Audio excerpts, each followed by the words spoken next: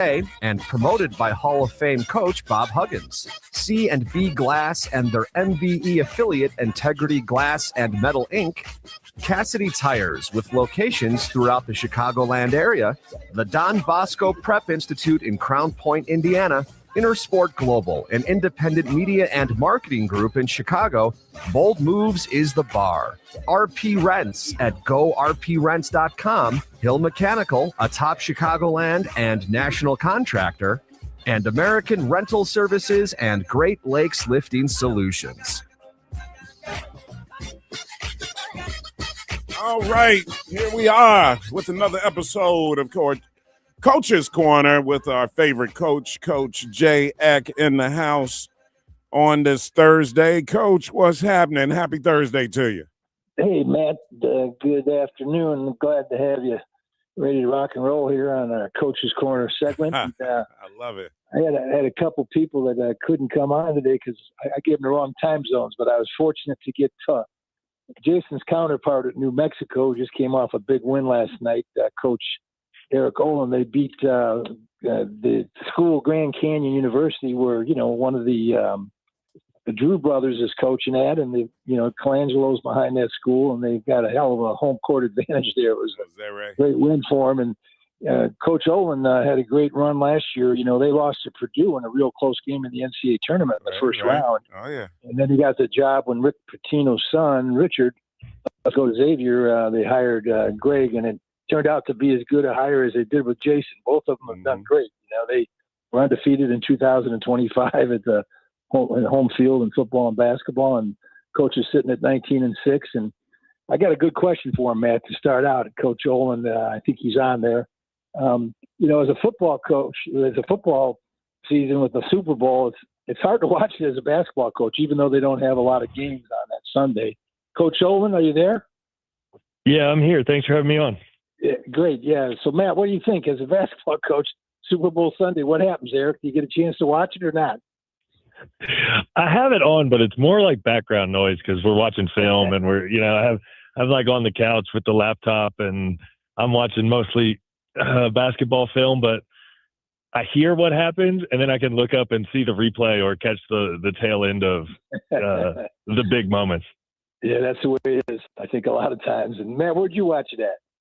Home. I was at home, man. I got invited to attend a couple of parties, and I wound up just staying home watching it. You go to these parties and you can't really hear the game. If you are a fan and you want to hear the commentary and see the replays, I'm more of that kind of guy when I'm watching sports for the most part. And so I stayed at home, even though I had a couple of invites to go out there, though. But I guess I'm a little surprised, Coach Owens. I'm not totally surprised that you're focusing on work there, but I am kind of surprised because I would think maybe coaches was like, hey, look, let's have a Super Bowl party for the team, and we can watch what a championship looks like, even though it's a different sport. Isn't it good to let these young people see and kids that you're coaching, guys, here's the culmination of watching film, of studying, of playing together, of being on time to meetings, on focusing on your assignment, on relying on your teammate, on you being a teammate that's being relied on. There are a lot of lessons to be learned from every sport, right? You can look at football and teach some of the virtues and values of a successful football team. I would imagine even to your young guys, Coach.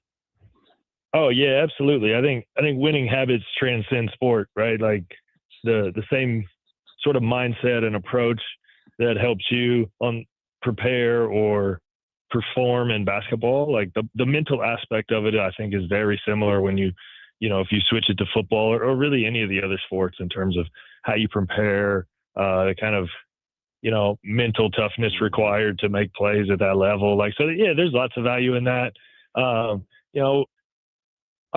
Some of our guys probably watch the Super Bowl. I try not to take their only off day. We don't get that many off days, so I try not to take them and be like, hey, let's all go to this place or, right. But yeah, there's definitely, I think, overlap across across the sports. And, I love talking to Jason Eck about, the way that they think about things, or any of his coaches when we run across each other, and try to, there's always things that you can steal from other teams and programs and sports. And so, yeah, we're always trying to get better by looking at what other people do. Yeah, now that I think about it, Coach, they're going to their own party. They don't want the coaches around. Well, they don't want to hang out with me. They don't want to hang out with me for sure. It's sort of timing too. I mean, they played on Saturday, I think, late, and they had a turnaround to go on the road on Wednesday, so it's a short turnaround, and the kids have to have a day off, and so it varies from team to team and from year to year on how it works. I mean, I know that's the way it is as you go along. Hey, Coach O, they got the party. They got the cheerleaders and stuff. They don't want Coach. They don't want Coach O there. They don't want Coach O there. Yeah, I'm no fun at a college party for sure. Hey, man, I got another good question, I think, for Coach. Coach is a young guy, but he's sort of old school. I heard him talk the other day, and I sort of agreed with him 100%. With this field of 68, there's a lot of, the brackets and talk and this and that, and there's a lot of noise out there on who can make it, who can't, and what you got to do. And Coach has taken the approach, I know, because I've heard him talk about it, one game at a time, one day at a time, and not worry about the results until the end. And that's the way to do it, I think. It's old school, but you can't be planning and plotting too much and looking too far ahead. And you got to just take care of business the next game. And, they had a big 24-game winning streak and had a little bump in the road. You know what? They bounced back and played real well and got this big win here. So they're looking forward. And I know we take it one game at a time, Coach. That's the way you're approaching it. Yeah, we try to get focus on the things we can control, all the cliche stuff. Like we say all the same stuff, right? Like focus on what you can control, like one possession at a time, like on to the next play. Like all those things are really prevalent for us. And, I think one thing I talked to our team about too, you mentioned our bump in the road, but, how you feel when you win versus how you feel when you lose. The reality is in the middle. You're never as good as you feel when you win. You're never as bad as you feel when you lose. I told our guys, we lost 2 games at home last week. We spent 2.5 months as like a top 25 defense in the country. We had a bad week. Like that didn't just disappear, right? Like that didn't go away. We have to find it. We have to, kind of regroup, but we're not the worst defense in the country because we had a couple bad games, right? Like we have to kind of understand where the reality is, try to live there, because otherwise it's hard to really improve. Well, it's a long season. Look at Illinois. They're probably a Final Four team, and they got knocked off by Michigan State. Wisconsin upset them at home 2 nights ago. So that, Michigan State beat them, and then Wisconsin beat them. So that can happen to anybody. And the thing is the focus. And look at Nebraska. They were 23-0, and they've lost a couple in a row. And they're going to refocus. They almost came back. Those are two of my favorite teams in college basketball this year too. Like those are fantastic teams to watch. They're a lot of fun. Yeah, but you know what? You know what I noticed about college basketball, and I think it's like this in all sports. But it's really those like final 2 weeks leading up to the tournament, right? And then of course, you got your conference tournaments in there. But it really is March Madness, guys. It really is March Madness, right? It's about who's playing good in March. And these teams that may get off to a fast start in January, a team that didn't get off to a fast start starts putting it all together in late February, and they go into March. And it's like a tale of 2 seasons. I mean, you guys know that more than anybody.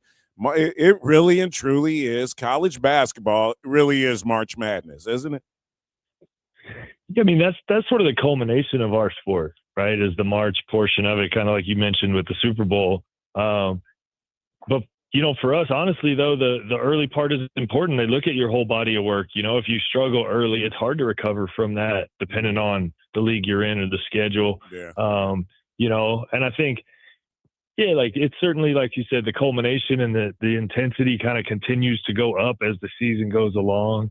But for those of us who are living in it, college basketball is kind of, it's a lot of fun stuff happening throughout the year. You got all the like tournaments and crossover stuff in November and non-conference, then you start your conference play, and but all that stuff matters, and And we talk a lot about, it's a marathon, not a sprint. And it's kind of who can be the most consistent. It's not who can play the best basketball one time, but who can play at the highest level over the course of several months.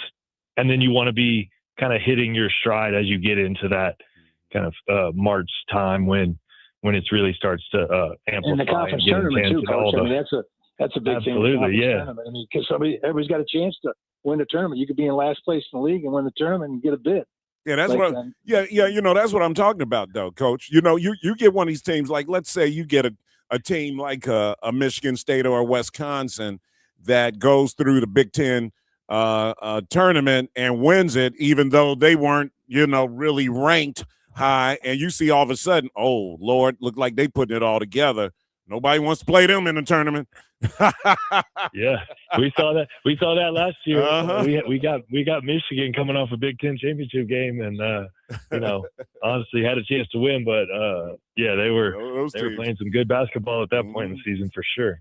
Basketball more than football, because you really can see like the David versus Goliath. The underdog can win, because in football you got so many players and you got so many things that have to happen. Right, the offense and defense have to be, really in sync. But in basketball, man, you can catch a vibe and get momentum. And man, if you got the right coach that's got that locker room fired up, you can go on some runs, man. It's be like it's us against the world. And man, for sure. And there's just more. I think there's more variance in basketball with some of the 3-point shooting or stylistic. In football.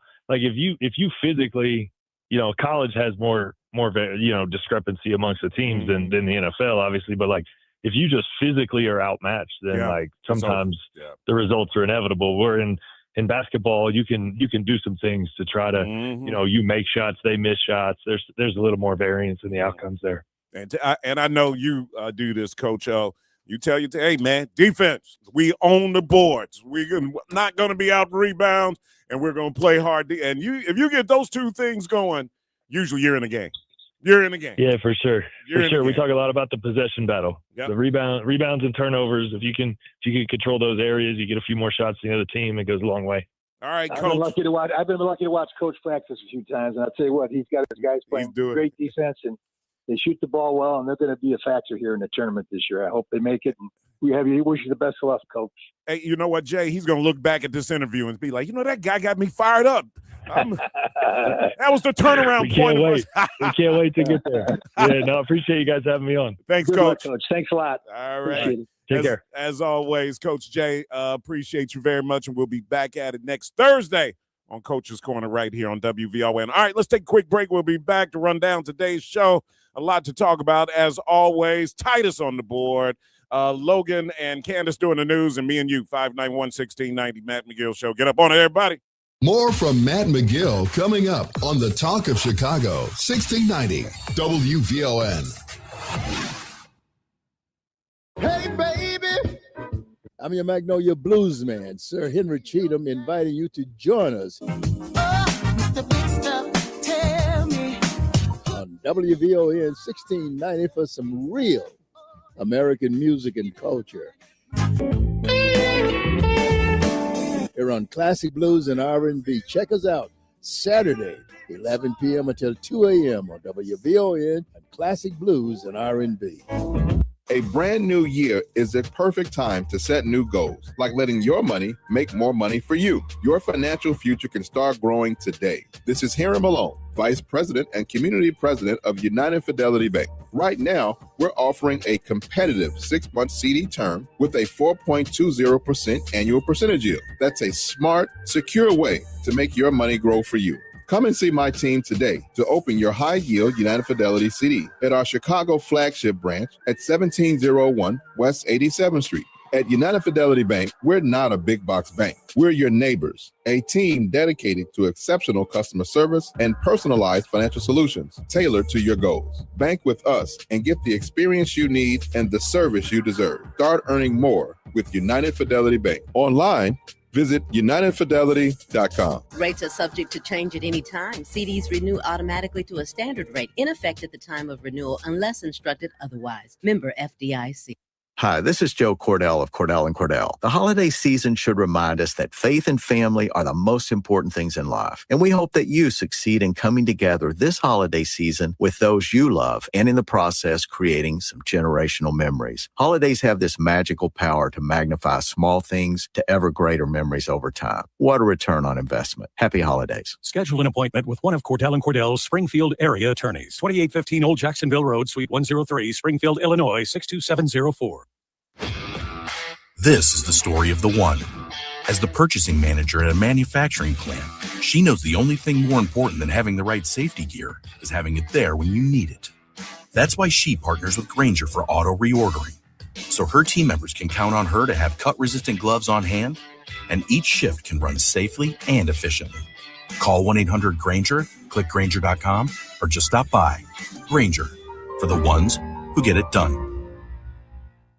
Protect your money and build your wealth. Sundays at 3 p.m., host and owners of Top & Top Insurance Agency, Clydell and Betty Top, teach you about protecting your assets, 401ks, annuities, life after retirement, the differences and benefits of life insurance. And they take questions. Their advice can enhance your financial future and your legacy. Call for a free WVON financial consultation, 773-881-8110. Tune in Sundays at 3 p.m. to protect your money and build your wealth. Powered by Top & Top Insurance Agency. Now back to Matt McGill on the Talk of Chicago, 1690 WVON.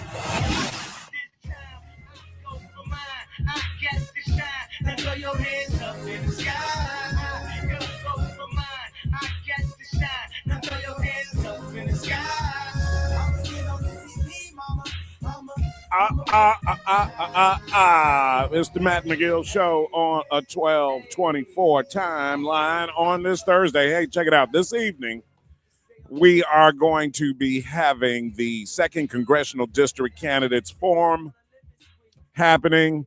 And all of these candidates forums are really going to be important, man. 7th Congressional District, the one we're going to do. And I'm going to give you all the details about this evening. So if you do want to come by, you can do that. 2nd Congressional District and 7th Congressional District and United States Senate. These are the 3 really important races in the Chicagoland area. Not just those, but county assessor is out there. You see in the commercials with Hines and Kagi out all on television. They're getting it in, no question about it. Cook County Board President Tony Preckwinkle. Oh, yeah, Hines and Kagan, yep. Cook County Board President Preckwinkle is in a little bit of a battle. I don't know if it's too much of a battle, but we need to approach it like it's a battle. And so there's a lot going on, guys. No question about it in these elections. And we're down to, what's the date today? We're almost a month away, even though it's not going to be an exact month. Today's the 12th. Whose birthday today? Is it Abe Lincoln's? Isn't it somebody's birthday today? Is it Honest Abe's? I know some people are having a holiday, but the official federal holiday, President's Day, is going to happen on Monday. Remember we were kids, we used to get both days off in February from school. That was great. And then they just decided, like, what the hell are we doing? Let's just combine it into President's Day. And we were all like, you suck. Taking away our holiday like that. I've got to, what was I going to talk about today? Oh, Larry Ellison. Here's something that we got to watch, guys. It's really interesting how we get kind of caught up in these arguments about, ICE and just different stuff, man. Immigrants. Not really watching what's going on. Larry Ellison met with President Trump about trying to buy Warner Brothers. And so then that is another media entity that will be controlled by special interests. And the interests of the White House, Larry Ellison is, I don't know, can I call him a big Zionist? Because so many of these Trump supporters are Zionists, and I hate to come off like I'm hating on Israel, man, but I don't think we understand what's going on out here. Larry Ellison bought TikTok because there's too much, in their opinion, too much anti-Semitism going on. And he bought CBS News. And Barry Weiss, who is a Zionist as a journalist, now is running CBS News. I told you guys the other day, I'm seeing a story that I only heard on CBS News. The Jewish American Committee says anti-Semitism is increasing. Now they attempt to buy Warner Brothers. I mean, you can be a conspiracy theorist, but you can also be a conspiracy realist and see what's happening. AIPAC has now infiltrated Illinois, South Side and the West Sides of Chicago. I hate to say it and put it out there, but it's true. AIPAC money in the 2nd Congressional District, in the 7th Congressional District. You know, candidates that I like. But I hate, I mean, you know, this control of Zionist Israel over the world, or attempt to, and you can call me an anti-Semitic all you want to, I give no Fs. Because I love my Israeli Jews and American Jews that fight for a two-state solution. My American Jews and Israeli Jews that are fighting against Benjamin Netanyahu and the genocidal, murderous dictator that he and the behavior of the IDF. So I love my Israeli Jews that are protesting every day in the streets of Israel. And the American Jews that are protesting against that government's genocide. So that's not anti-Semitic, but it is crazy, man. What is happening in real time in the world we're living in right now in front of our faces, what Trump is trying to do. Thank God yesterday a judge ruled against the Trump administration and the Pentagon wanting to punish Senator Mark Kelly. See, these are stories we really got to be paying attention to. Some of these small stories, we're up here arguing with each other over Trump and migrants. Y'all really realize what's going on out here? The big picture and the marginalization of poor and working class people, which make up the majority of our population as black people. Guys, you know, that stay woke is beyond race right now, guys. You know, and it is as powerful today as it has ever been and ever will be. That's why these races are so important. March 17th, it's important, guys. Early voting, I think it started downtown today. Did anybody have on border elections? No? A new super site opening up downtown on Washington. You can vote no matter what ward you live in. We need big numbers in the African-American community when it comes to voting. What are we going to do? You're going to be a man or you're going to be a meese? 12:30, WVON News coming up next.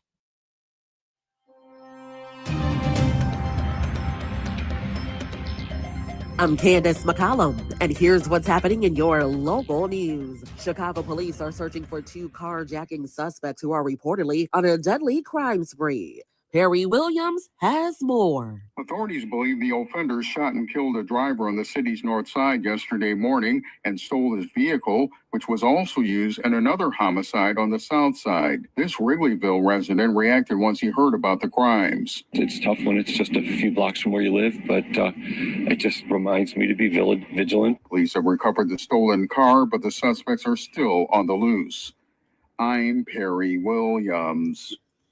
In other news, a Chicago mother is upset after her grade schooler returned home and said their class conducted a reenactment of slavery for Black History Month. Alexis Williams says her 9-year-old son, who attends Portage Park Elementary School on the city's northwest side, played the role of a dictator during the lesson. He was told to pull a classmate out of their chair. The youngster added that other students use tape to symbolize chains. CPS officials say they do not support simulations or reenactments of slavery. And Illinois Attorney General Kwame Raoul is suing the Trump administration for cutting more than $600 million in public health grants. Raoul filed the lawsuit along with attorney generals from California, Colorado, and Minnesota. The group claims the critical grant funding allows states to track disease outbreaks, maintain and improve their data systems, and collect basic public health data.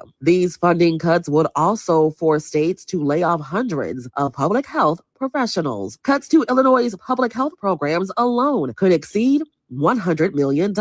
I'm Candace McCollum, and that's what's happening in your news now on the Talk of Chicago, 1690 WVON.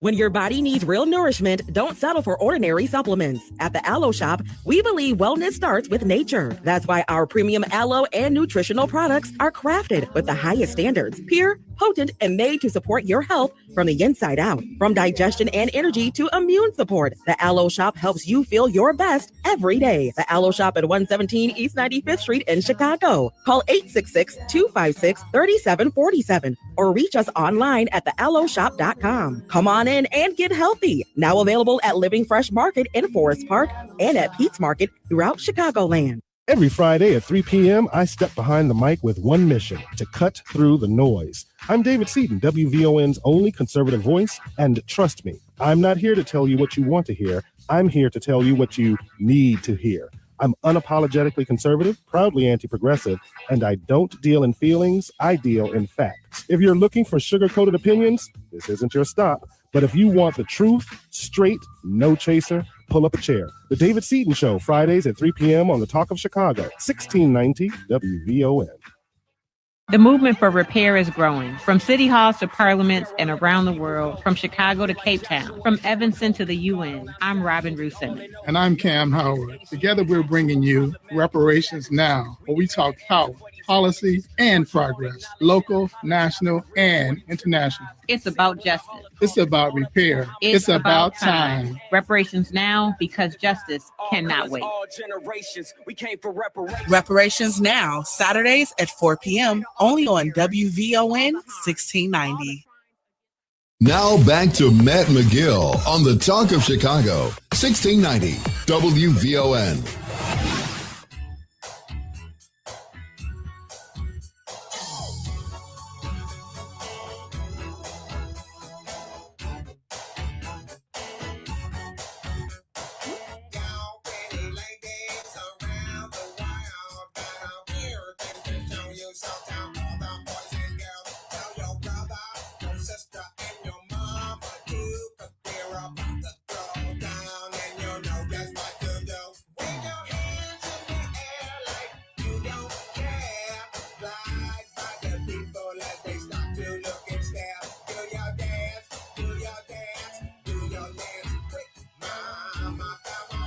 All right, we're back, 591-1690.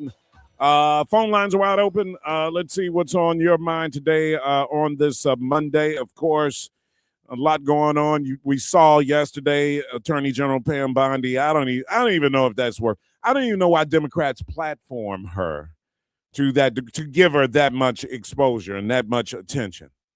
I don't even know why that happens, because it really is just an embarrassment to our federal government. It's an embarrassment to the office of the Attorney General, all the previous Attorney Generals that have served in that capacity, people that actually were qualified to be Attorney Generals. Pam Bondi just comes out of nowhere. Nobody's ever heard of her before. No legal background at anybody or record that anybody can hang their hat on. It's just the MO for the Trump administration. To put people in there that they can run over. That's the norm right now. See what's going on in this country, what's going to be going on in this country in the next couple of years. Thank God we have the kind of government that allows for a representative government to push back. Supposed to be a system of checks and balances. It's not happening at all. But it is what it is. So what we have, this merger potential purchase of Warner by Larry Ellison is something you need to be worried about. Mainstream media, what we are being fed. There is a conscious effort out here. A lot of people believe this interest that's coming out of Israel. Why does Israel have such a strong grip on the United States of America is beyond me. Members of Congress that are in bed with AIPAC on both sides of the aisle, Democrats and Republicans, continue to fund wars, continue to send missiles and other military supplies over the years. How many soldiers, American soldiers, have lost their lives fighting wars for Israel? Here we are talking about attacking Iran again. Has Iran ever threatened anybody in the United States of America? Is Iran a threat to the United States of America right now as we sit here on this day, February 12th? Was Syria ever a threat to the United States of America? Was Iraq ever, Afghanistan ever a threat to the United States of America? No, no, no, no, and no.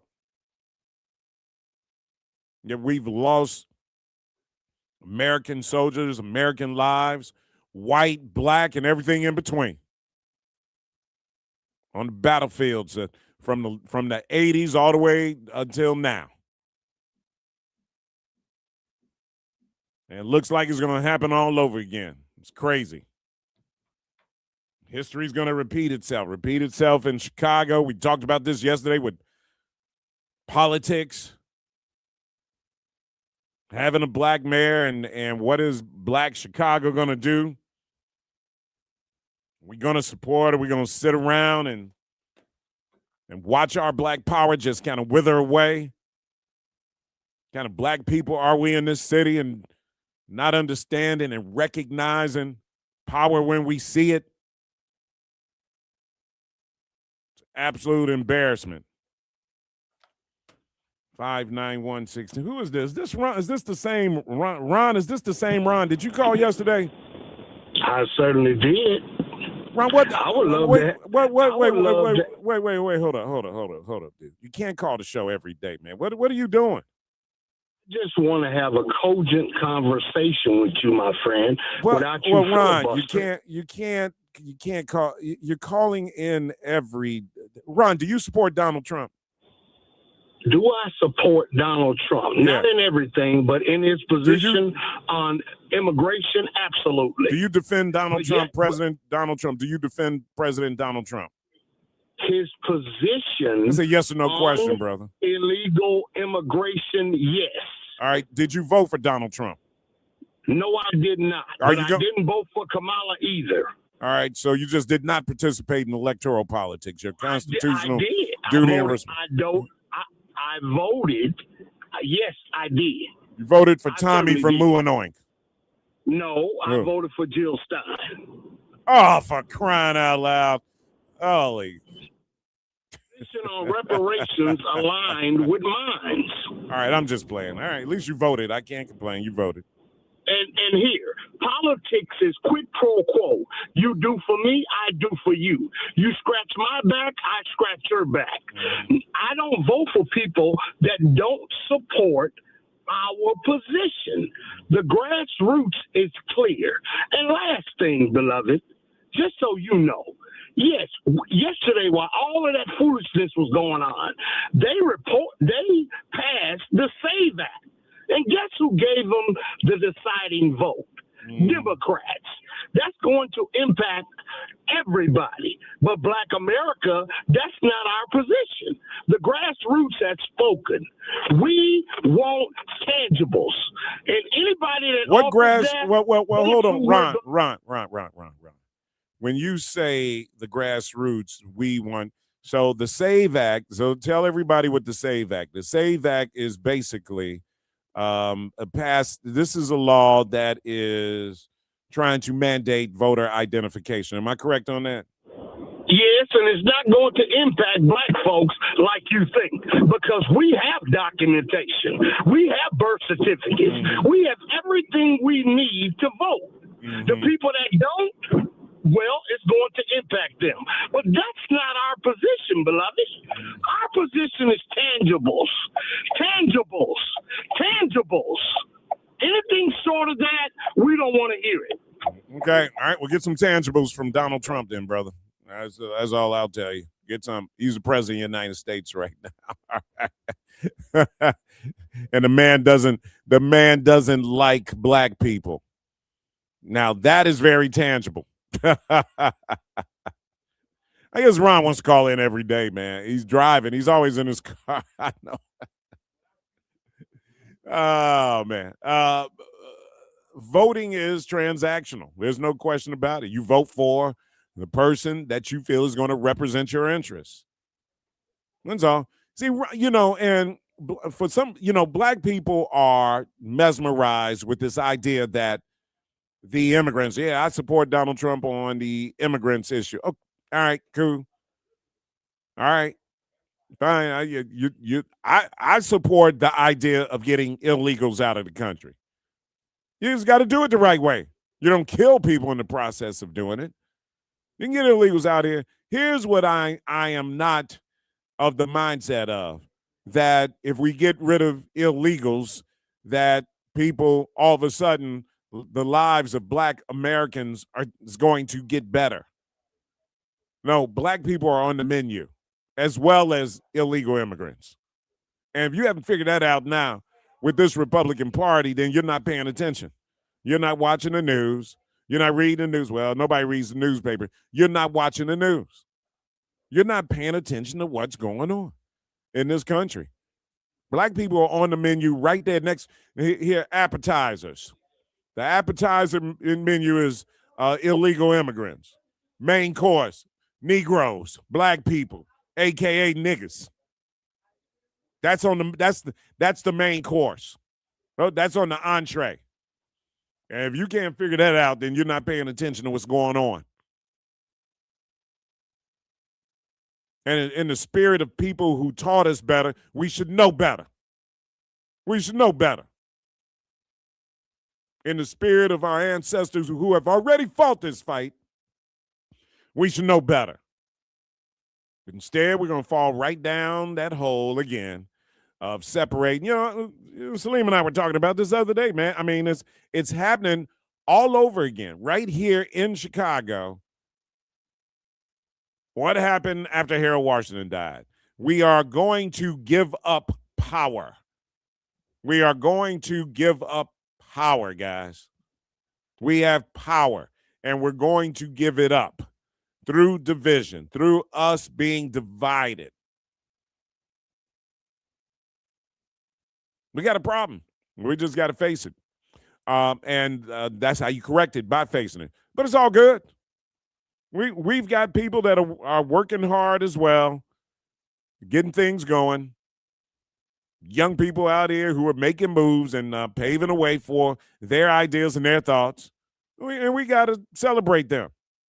We got to celebrate them. The SAVE Act, Brand Barr says, the SAVE Act is one step in the Project 2025 game plan. No doubt about it. Nobody's confused about that. Nobody's confused about that. That's a very good point. Donald Trump's already put it out there, Brand Barr, nationalized voting, take it away from the states so they can control voting. It's all, at some point,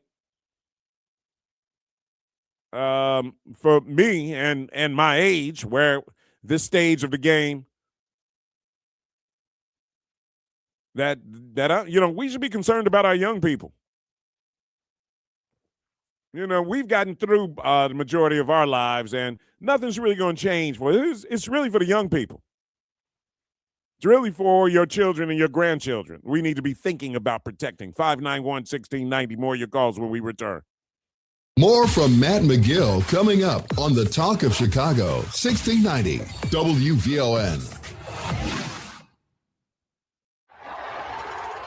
That's another amazing run by Team USA. Mom, think I'll be on Team USA one day? Well, I'll take this one. What?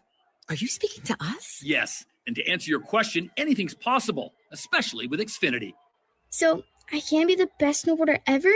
Well, I can't guarantee that, but Xfinity can guarantee that your internet price won't change for 5 years. Okay. What if I practice every day? Then maybe you'll be snowboarding for Team USA at the next Olympic Winter Games. And Mom, you'll still be paying the same price for Wi-Fi. Ooh, really stuck the landing there. It's the Xfinity Gold Medal Celebration. Now through February 22nd, get our best price on gig Wi-Fi for 5 years guaranteed, just $50 a month. Plus, get Peacock Premium included for 2 years. That's a $10.99 value per month. Xfinity, imagine that. Proud partner of Team USA. Restrictions apply. Requires paperless billing and auto pay with stored bank account. Taxes and fees extra. Actual speeds vary.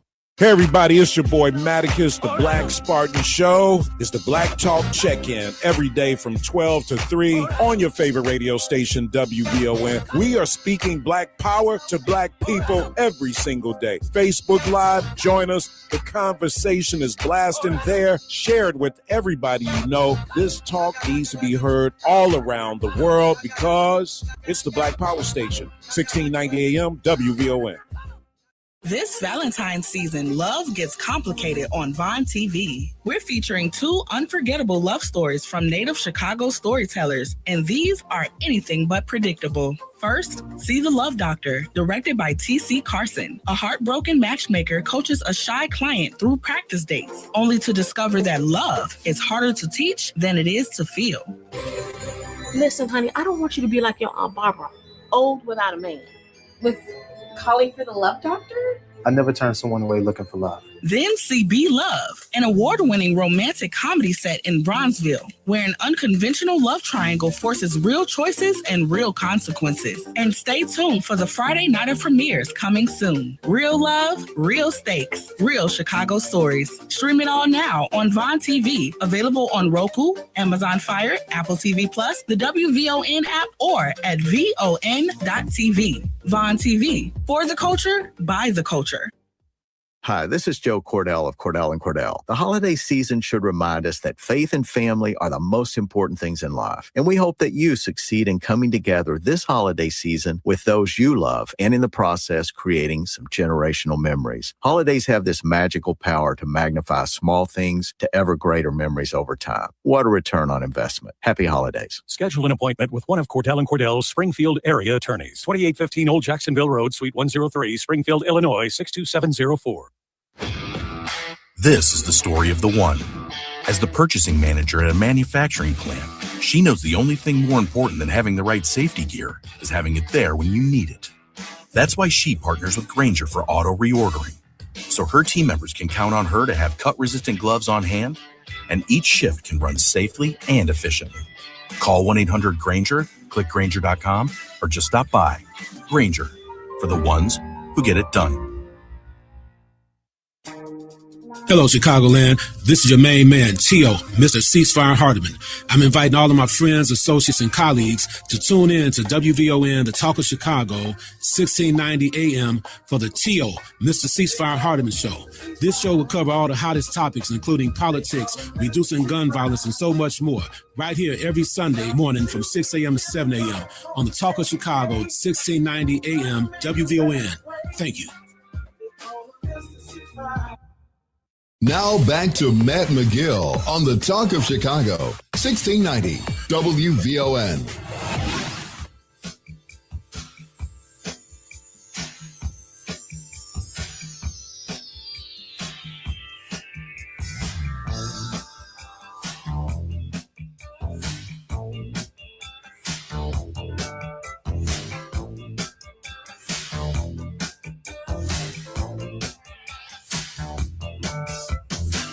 See you with it, show to get you right.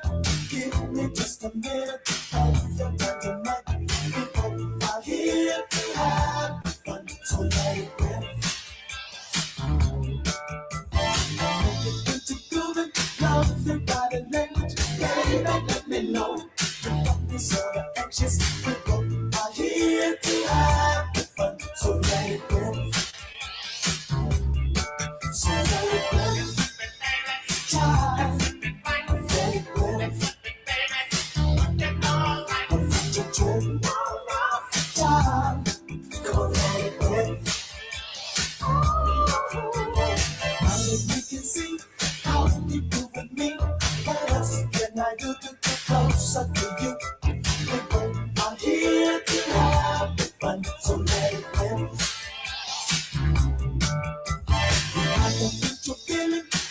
sweet feeling. Let me be your paper man. I love to be a joker. My people are here to have fun. So let it rip.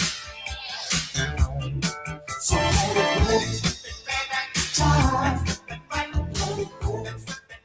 Tonight, guys, 2nd Congressional District Candidates Forum is going to be happening. And how did that just happen? There we go. From 5:30 to 7 at the Chicago Urban League Empowerment Center, 8331 South Stewart. Now, if you guys remember the Walmart location, right, on 83rd and Stewart, there was this other building that existed there. You remember that in the parking lot? That is the Empowerment Center. I believe Walmart gave that building to the Urban League or sold it to them, one or the other. But anyway, either way, this evening, 5:30 to 7, the Business Leadership Council, in partnership with business, nonprofit, and Chamber of Commerce partners, are presenting this forum for candidates to share solutions for Illinois' 2nd Congressional District.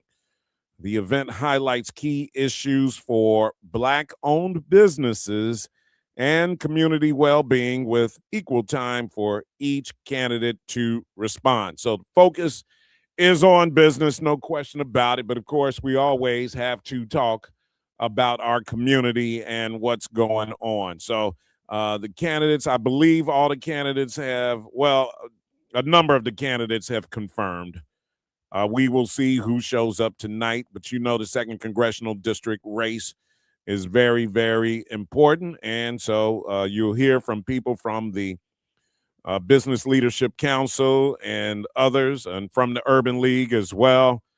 And so we and more importantly, you will hear from the candidates, the people that are vying to represent and dying to represent you in Congress.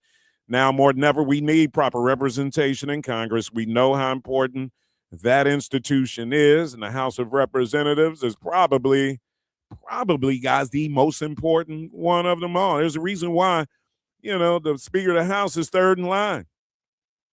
There's a reason why the framers of our Constitution felt that strongly about the House of Representatives, that this was the people's house. This is it. This is the body that represents the people. It's where everything gets going here. They have the ability to impeach a president. This is where all the revenue gets going, right? They have the power of controlling the purse of the United States, the spending of the country. It happens in the House. This is the body that really is probably the most important body of Congress. And I'm sure senators might disagree with that, but maybe they wouldn't, though. They might not disagree with that.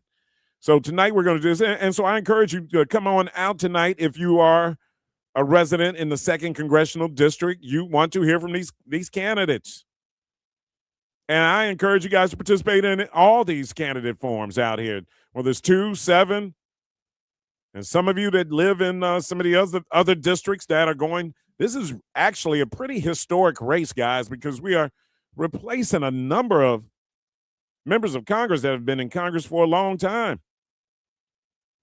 And, of course, the Senate race as well with Robin Kelly, Juliana Stratton, and Raja Krishnamurthy. You're starting to see all the commercials on TV now, and these television commercials make a difference. So I'm sure there's like crazy polling going on, and we'll see where everybody is. Renee, welcome to WVON. What's on your mind?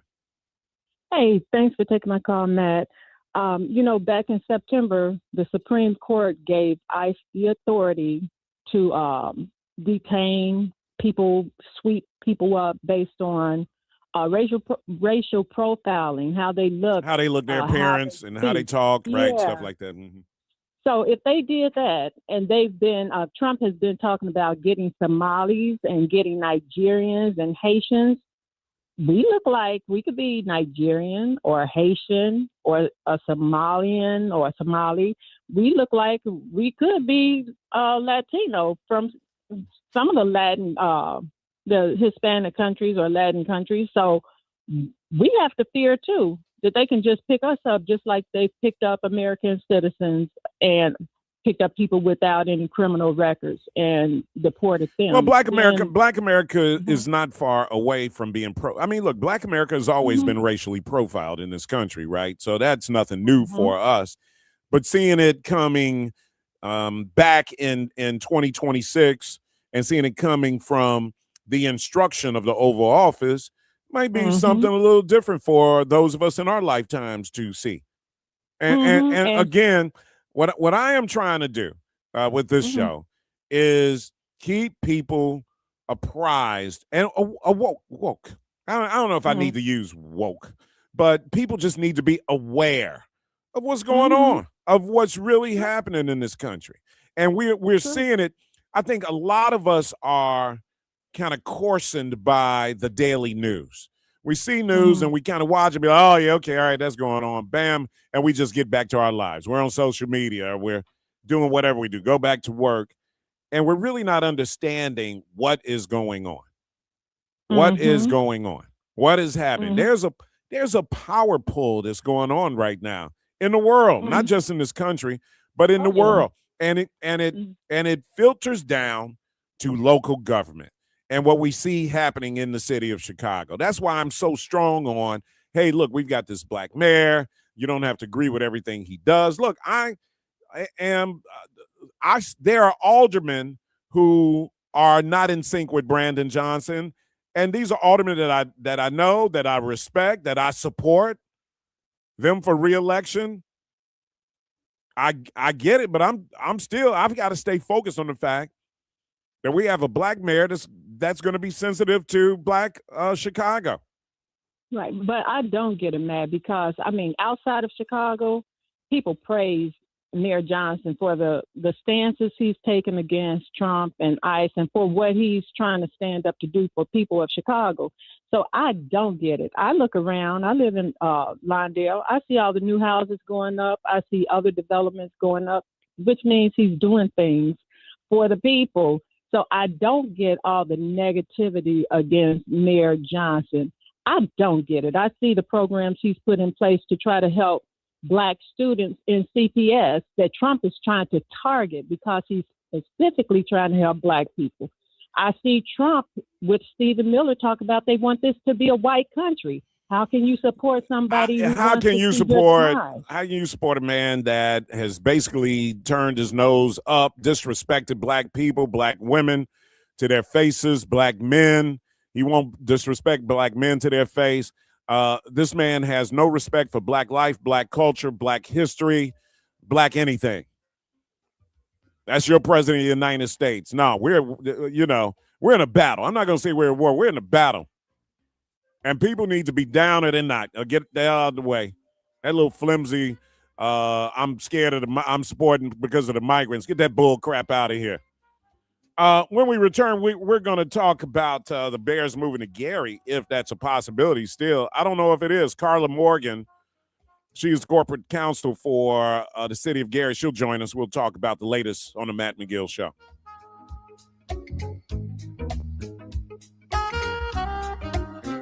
Happy Thursday afternoon, Chicago. I'm Logan Page, and here are your news headlines. Police search for armed robbery suspects in Lakeview and Uptown. Chicago Langham Hotel earns number 3 spot on U.S. News 2026 Best Hotels list. Booker against funding DHS without reforms and tackling the silent killer. National news from the Black Information Network is up next on Chicago's only urban talk radio station, WVON 1690, Berwyn, Chicago.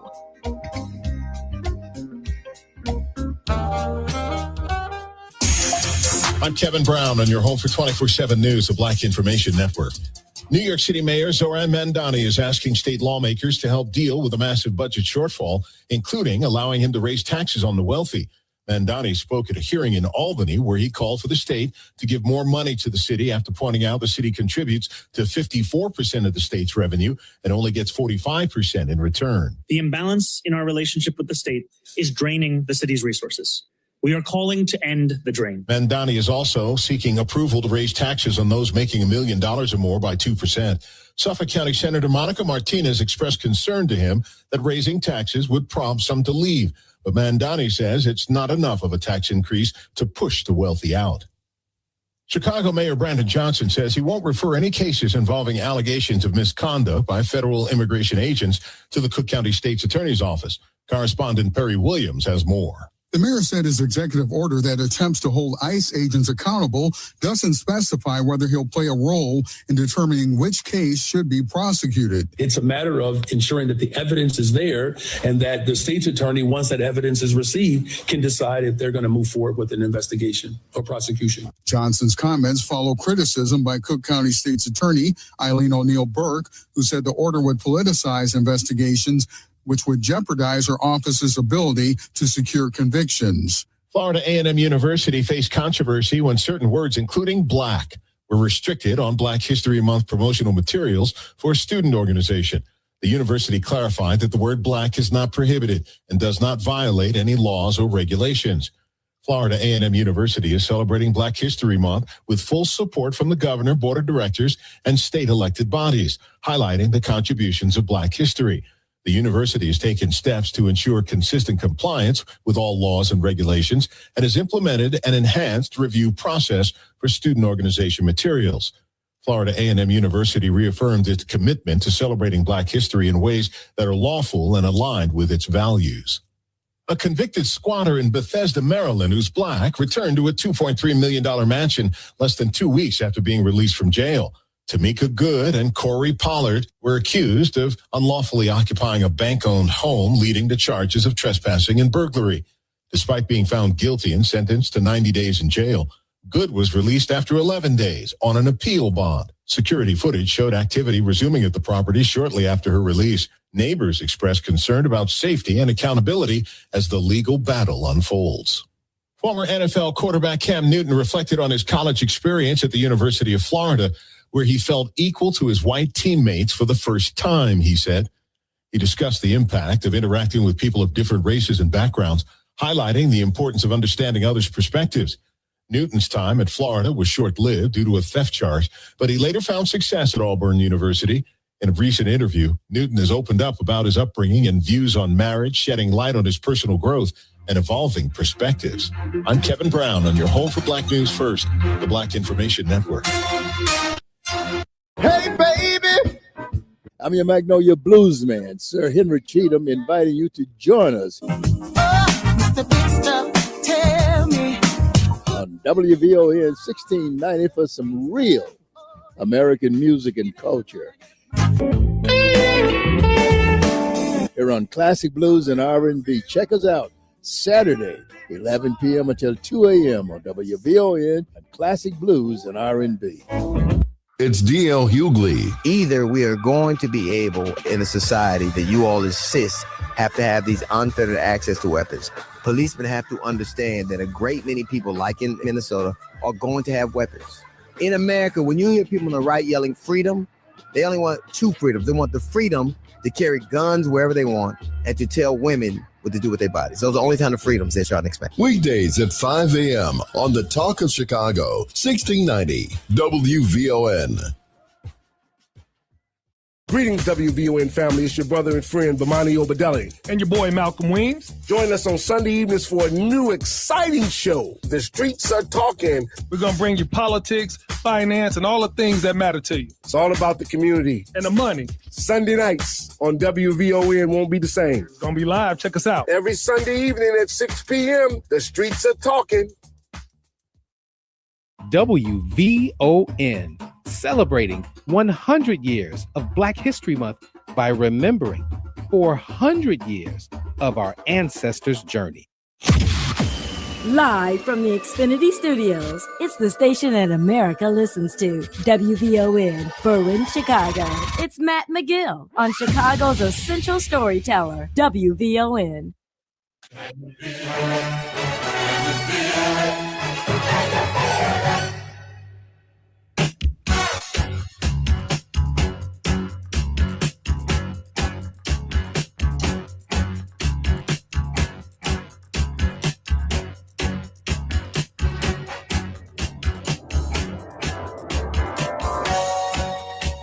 Hey, guys, look, it's a Valentine's Day weekend. That's the last thing you want to be saying to your honey. Can you feel it? I'm just playing. Watch The Love Doctor, directed by Terrence T.C. Carter. This is where a heartbroken matchmaker coaches a shy client on dating and ends up catching feelings himself because love rarely sticks to the script. Don't miss Be Love, the award-winning romantic comedy set in Bronzeville, where an unconventional love triangle turns chemistry into complications. Smart, funny, a little messy, just like real love, like your life. Stream it all now on Vaughn TV, on Roku, Amazon Fire, Apple TV Plus, the WVON app, or at VON.TV. Somebody on Facebook Live asked the question, where is the forum tonight? It's on 83rd and Stewart at the Empowerment Center, the Chicago Urban League's Empowerment Center, the 2nd Congressional District Candidates Forum. Senator Willie Preston, Cook County Commissioner Donna Miller, former Congressman Jesse Jackson Jr., Mika Brown. Who else in there? Senator Robert Peters. And I know I'm probably missing somebody. I'm going to be moderating. So come on out. This is focused on business, but we want to make sure you all are going to be there. You know, yesterday there was still this conversation about the Bears and if they're going to move or not. Our brother Kevin Warren is on the hot seat. You know, Arlington still wants it. Governor Pritzker says he's willing to work. See, that's what winning does. If the Bears had lost and not made the playoffs, the governor and they wouldn't even be talking about giving the Bears some money, but the Bears made us feel good. So now all of a sudden they can find some money for the Bears to stay in Illinois. Mayor Johnson yesterday saying that they should be staying in Chicago. I don't know if there's another project on the table for that possibility. There's a lot of locations in the city of Chicago where this can happen. Gary, of course, you guys know we had Gary Mayer on talking about it. Carla Morgan joins us now. Corporation Counsel for the City of Gary, to tell us the latest. Carla, welcome to WVON. Happy Thursday to you. Thank you for having me. Good afternoon. So what's the latest from Gary's standpoint? I know this is something that you guys would like to see happen. It would be a tremendous economic boom for the city, no question about it. Are you getting support from the rest of the state, the governor and other partners, the business community? What is this looking like for you guys? So tremendous support from the business community. The governor and the state legislature, as you know, are working real hard to finalize this package that's contained in Senate Bill 27 to attract the Bears, give them an offer basically they can't refuse to come to Indiana. And we know that we have the best sites. We have 3 sites, as you know. Our sites are so popular that we feel people are copying them. The city of Des Moines, Iowa, day before yesterday, made their pitch, and they literally used the renderings that Gary came up with for our site. So, you know, plagiarized you guys, huh? That's right. So flattery is the best, compliment you could get. I mean, people copying you is the best form of flattery. Sure. So we know that ours are the best, so much so that we feel like we're being copied, not only in Iowa, but a city to our east. I mean, here's what I feel. I think I'm almost at the point where if the Bears don't stay in Chicago, I'd like them to go to Gary. I think that's the way I feel. I see Arlington as an attractive location for the Bears, and I know, proximity to where a lot of the players live, and Lake Forest being, kind of north. I mean, Arlington is probably attractive to them. But if they don't stay in Chicago, I think I'd like for the Bears to go to Gary. I think I would. Black mayor. I'm all about black power here, sister. You got black mayor there, got black people there. I think the economic opportunities for the city would be great if you got a governor that's willing to support this. I'm sure your mayor, I've spoken with that brother several times, and he seems to be on point with the business opportunities. I'm sure we'll see black-owned businesses flourish in that community. I think it would be great for Gary, and Gary's not far, man. You get on that Chicago Skyway and you're in Gary in no time. We're part of Chicago. We're closer to downtown Chicago than Arlington Heights is. Yeah, I know. So you know that northwest suburb traffic is always a monster. It's crazy. You could leave downtown Chicago and be here within 30 minutes, sometimes less, That's depending on right. traffic. Road. I mean, you guys will build. I mean, opportunity to build hotels. Just all kind of development around there. I see Black power in that southern part of our state and Northwest Indiana, our south suburbs in Northwest Indiana. There's a lot of Black mayors out there. I love it, man. We keep talking about an airport. You guys have a great airport in Gary already. Right, Yeah. it's the Gary Chicago Airport. There's been a compact in place for about 20 years, so we've been partnering with the city of Chicago for quite some time. It maybe doesn't get a lot of press, but we are already the Chicago area's third airport, and we're firmly a part of Chicagoland. The political border makes a difference when you talk to the state legislature, but I have two of my sisters are raising their families in the south suburbs. Sure. It's a quick ride to their house. We're part of the same community. We're just divided by that border. But yeah, again, we're closer than any other viable location, and we have more land that's ready to go than anybody else does. So we want them to stay in Chicagoland, and Gary is Chicagoland. And it sounds like you guys have the political will power to do it. Absolutely. So locally, everybody's on board with this. This is Bears territory. You're kind of in danger if you walk around in a Colts jersey around here. So, always been part of Bears fandom. And, it's as a long-term Bears fan, it's a little sad to me that they couldn't work out something from the stay downtown.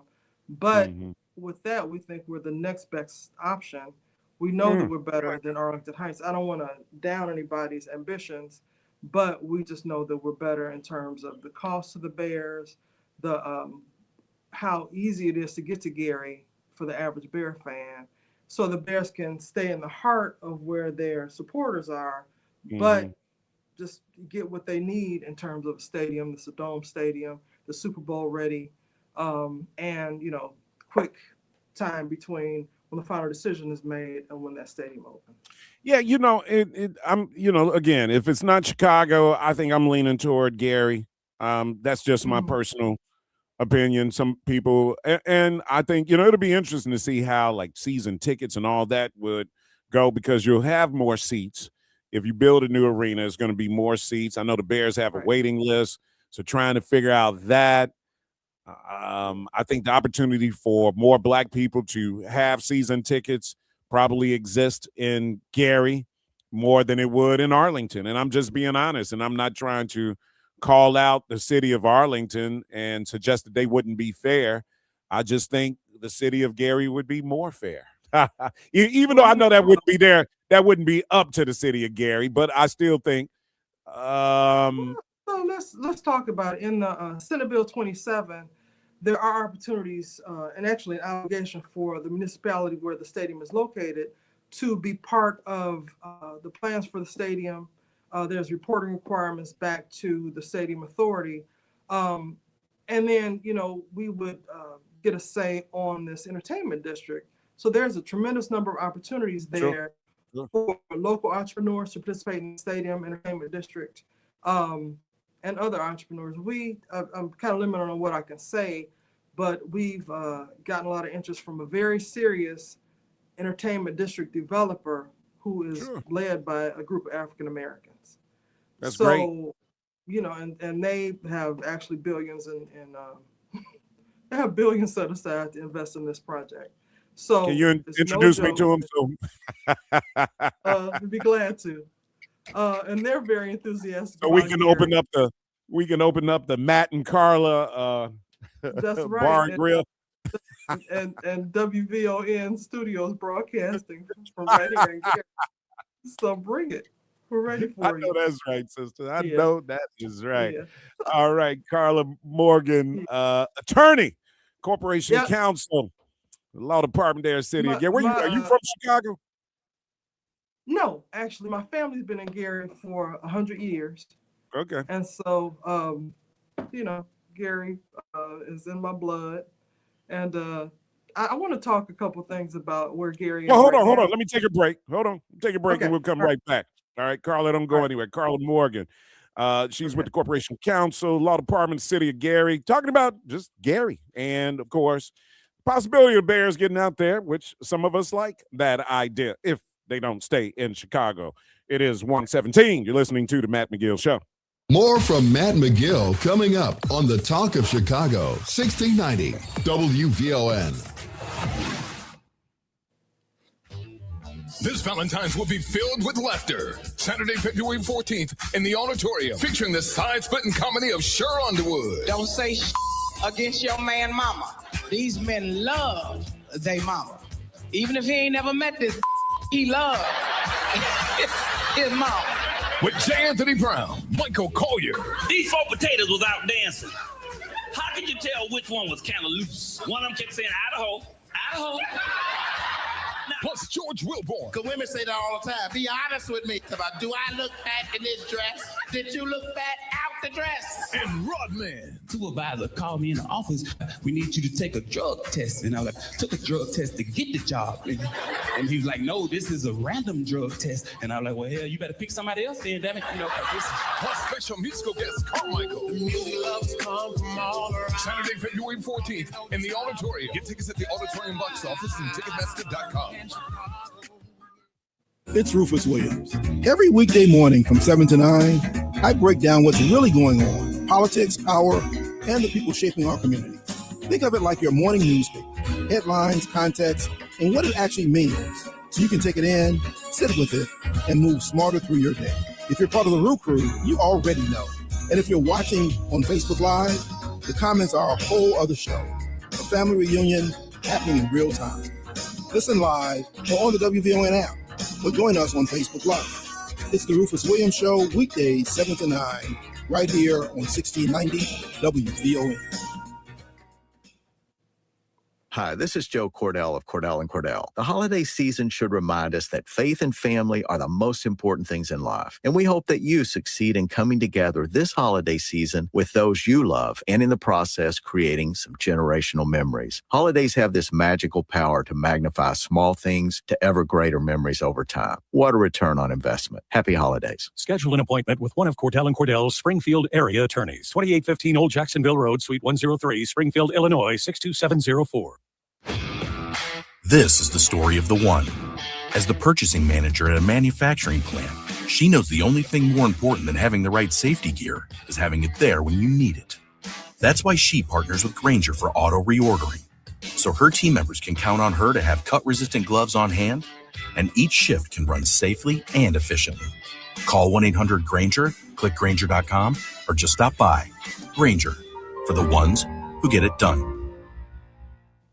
The movement for repair is growing, from city halls to parliaments and around the world, from Chicago to Cape Town, from Evanston to the UN. I'm Robin Rousseau. And I'm Cam Howard. Together we're bringing you Reparations Now, where we talk power, policy, and progress, local, national, and international. It's about justice. It's about repair. It's about time. Reparations now, because justice cannot wait. Reparations Now, Saturdays at 4 p.m., only on WVON 1690. When big news happens, the newsmakers are on WVON. Hi, WVON listeners. This is Andrew Tyler. I want to say thank you all for everything that you've done for my family, the Amir Locke family. My nephew, 22-year-old Amir Locke, was shot and killed back on 2/2/22, and today a Supreme Court ruled in our favor, saying that we can move forward in suing Minneapolis and the Minneapolis officer that killed my nephew. This holds well for the 8th Circuit Court of Appeals, meaning it's a foundation case. So thank you guys, and glean from his case, and God bless you. WVON, because you matter. Now back to Matt McGill on the Talk of Chicago, 1690 WVON.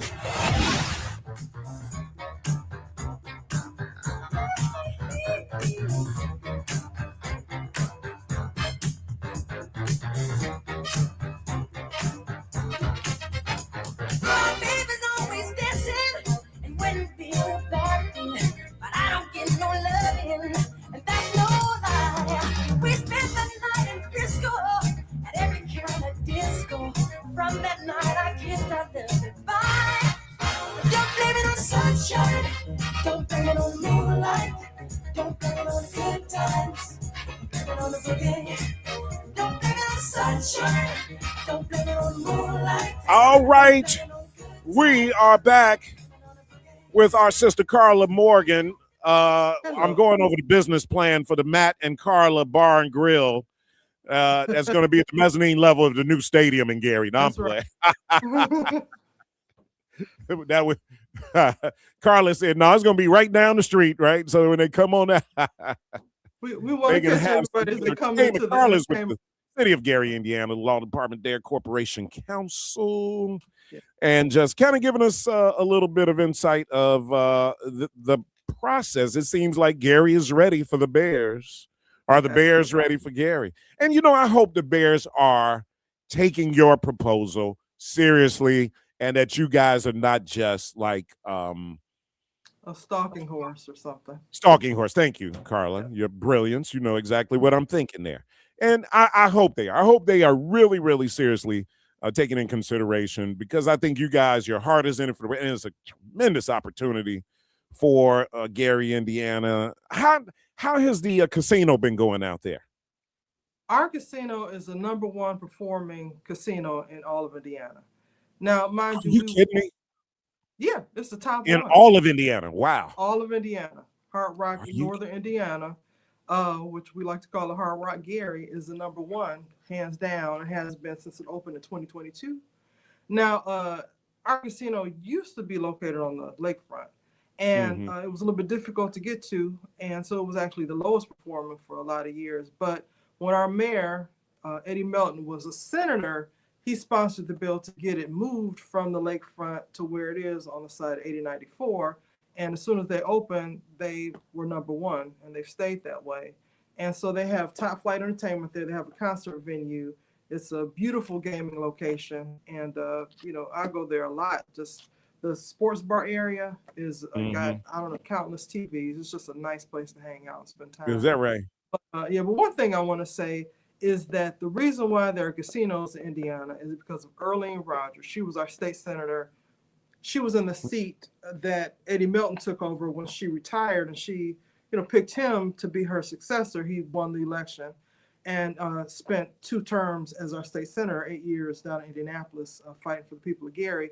But she, in I believe it was 1988 or 89, she sponsored the first casino legislation to bring casinos to Indiana. Now, the initial plan was there were going to be 5 casinos in the city of Gary to help Gary with economic development. Other cities jumped in on it. And so, Michigan City got one, Hammond got one, Chicago got one, and so forth. But that idea started in Gary. And again, it's prospered other cities, but it was because of what Earlene Rogers did. Now, unfortunately, Earlene Rogers passed away year before last, but she was a real stalwart in our community. She did a lot of things to help a tremendous number of people. She went to Gary Roosevelt High School with my dad. And, she's a legend in Gary. And we owe a lot to her. Yeah. But I also want to say that I appreciate you. I appreciate you mentioning her name. We need to celebrate that sister. Yeah, exactly. It's Black History Month. And, I mentioned earlier, once we put out our pitch for the Bears, other folks have jumped on board. And, a lot of good things start in Gary, but we want this, as far as the Bear Stadium, to be in Gary. We get a lot of good ideas that come out of here. And sometimes other people, for whatever reason, are able to run with them. But with this, we know we are the best option for the Bears by far. I love it. I love it, sister. And I wish Gary much success. I think there's a natural bond between Chicago and Gary. And it exists for a lot of reasons, but obviously the history between the two cities go back to the steel industry, where a lot of Black families in Chicago moved to Gary. And the Great Migration, they everybody came up from the South, and they either stopped in Chicago or they stopped here in Gary. In fact, my mom's family has some folks who, and they came up primarily from Alabama. Some of the Dawkins, came here and got jobs in the mill. Others of them lived in Chicago. So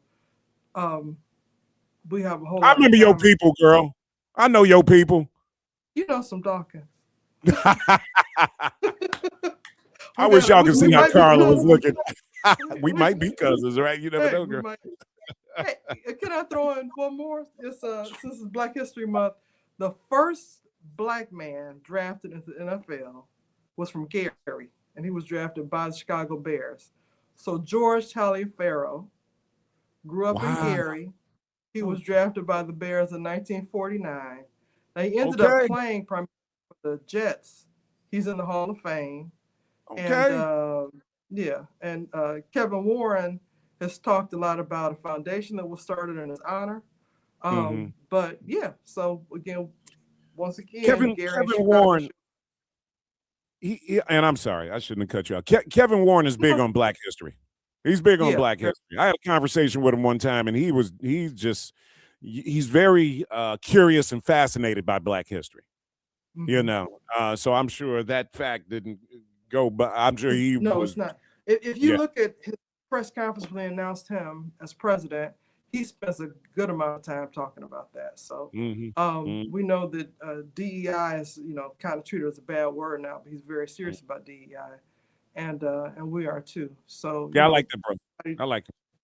Yeah, exactly. Oh, and I like Carla too. Well, thank you. Just so happens that Kevin Warren and I were at Notre Dame at the same time. I was an undergrad. He was in law school. Is that right? Friends with. Yeah. So, I was probably too much of a nerd to make friends with Kevin Warren at the time, but we do know. Kevin was probably a nerd too, though. He was probably a law, but he probably was. You say so? He was in law school at Notre Dame. You were an undergrad. Yeah, he was.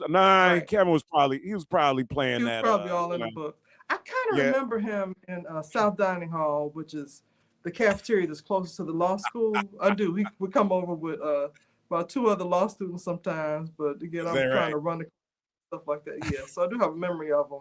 I'm sure he, has no idea who I am from. He don't know me from, the man in the moon, but still. He knows who you are now, sister. You are important in the city of Gary, Indiana, and maybe a very important part to the future of the Chicago Bears and the way they play their games. So how about that? How about that? Gary is open for business. That's right. One of my favorite people who I've interviewed several times, Fred Williamson. That's my man. He reps Gary. He reps the GI every time. Another Gary Roosevelt. So another Gary Roosevelt alum, Fred Williamson. The battles between high schools are still alive and well in Gary, and I just happen to have Gary Roosevelt heritage, and so you can start an argument in the room if you just yell out your high school here, but it's all friendly. I love it. Competition, but yeah. All right. Sister Carla, thank you so much for coming on. I appreciate it very much. Please tell Mayor Melton I said hi, and I look forward to. We are. Hold on. You got to go real quick. No, I got time. Well, hold on, because I got to break right now because I'm the worst at breaking on time. So I want to make sure I'm doing it on time here. Hold on. Just a few more words with our sister Carla Morgan, and phone lines are open too, guys, at 591-1690. What do you guys think about Gary? The Bears moving there, us going up there, spending some dollars and supporting this black mayor and the city that has all of this energy there and economic development opportunity. Let's plan something. I told Mayor Melton I'm going to come up there and broadcast the show from up there one of these days. What do you guys think about it? Give me a call and let me know at 591-1690. Carla's going to hold on one more time. You're listening to The Matt McGill Show. Hope you're having a thriving Thursday afternoon, Chicago. I'm Logan Page, and here's what's happening in your local and national news. Chicago police are investigating 2 armed robberies that occurred about 30 minutes apart Sunday evening in the city's Uptown and Lakeview neighborhoods, in which suspects brandished a handgun and fled in a black Chevrolet Equinox. In both incidents, people inside businesses were ordered to open registers while the suspects wore dark clothing and masks. No injuries were reported. Officers described the suspects as 2 black men, about 20 to 40 years old, and are asking anyone with information to contact Area 3 detectives or submit an anonymous tip online.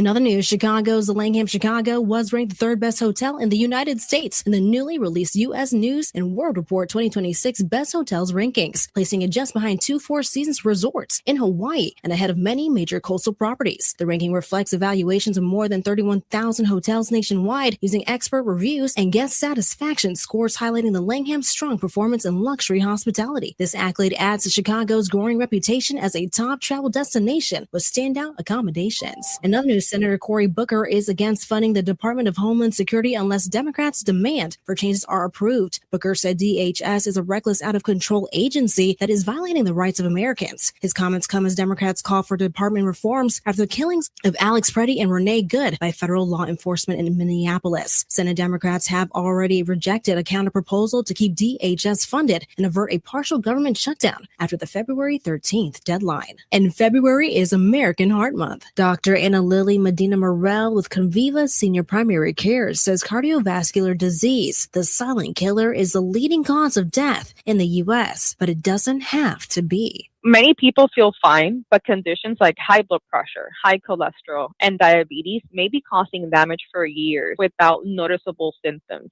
That's why prevention and early awareness are so important. Even 20 to 30 minutes of walking most days makes a difference. Nutrition doesn't have to be perfect. More vegetables and lean proteins and fewer processed foods go a long way. And sleep matters more than people realize. Managing stress is also key because chronic stress directly affects the heart. She says the sooner you start to do the right things like reduce stress, get quality sleep, cut back or eliminate processed foods, sugars, and sodium, avoid smoking and vaping, then the chances improve your heart health. I'm Logan Page, and that's happening in your news now on WVON 1690.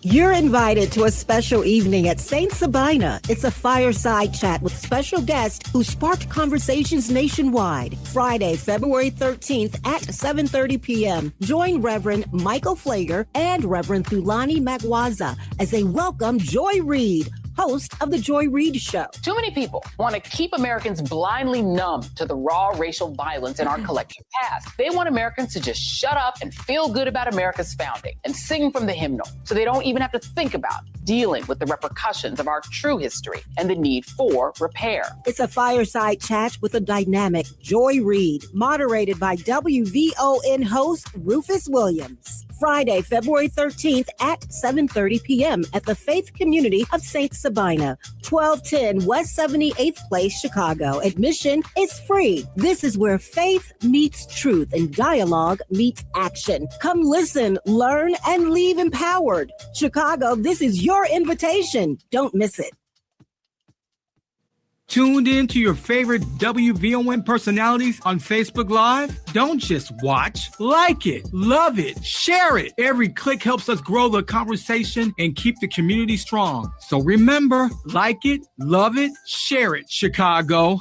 Attention families, mark your calendars for a magical day at Bronzeville Children's Museum. Join us as we celebrate the beloved legacy of Ella Jenkins with storytelling, crafts, music, singing, and face painting for kids of all ages. From 1 to 3 p.m., enjoy hands-on fun, colorful performances, and a chance to create memories that sing. Explore a musical journey with live performances, crafts, and a portrait of creativity your children will love. Bring the whole family to Bronzeville Children's Museum at 9301 South Stony Island Avenue, Chicago. Tickets are just $10 per person, worth every giggle. Save the date, Saturday, February 14th, 1 to 3 p.m. at Bronzeville Children's Museum for a joyful tribute to Ella Jenkins. Let's make this a day to remember.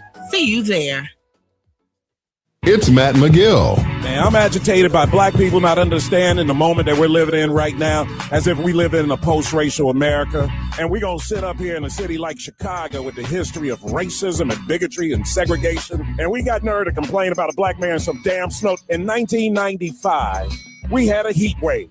739 people died in the city of Chicago. And guess what you Negroes did? Y'all reelected Mayor Daley 3 more times after that. Help me help you, or get out the freaking way. Weekdays at noon on the Talk of Chicago, 1690 WVON. This is your host and life coach, Linnell Harris, and I want you to join me every Sunday morning from 7 a.m. to 9 a.m. for Inspirational Perspective. On Inspirational Perspective, we talk life vision, life purpose, and the show is all about helping you live the best life possible. So join me as we look at supporting you in living the life you intend to live and making your life's vision a reality. Every Sunday morning at 7 a.m. on the Talk of Chicago, 1690 a.m. WVON. Now back to Matt McGill on the Talk of Chicago, 1690 WVON.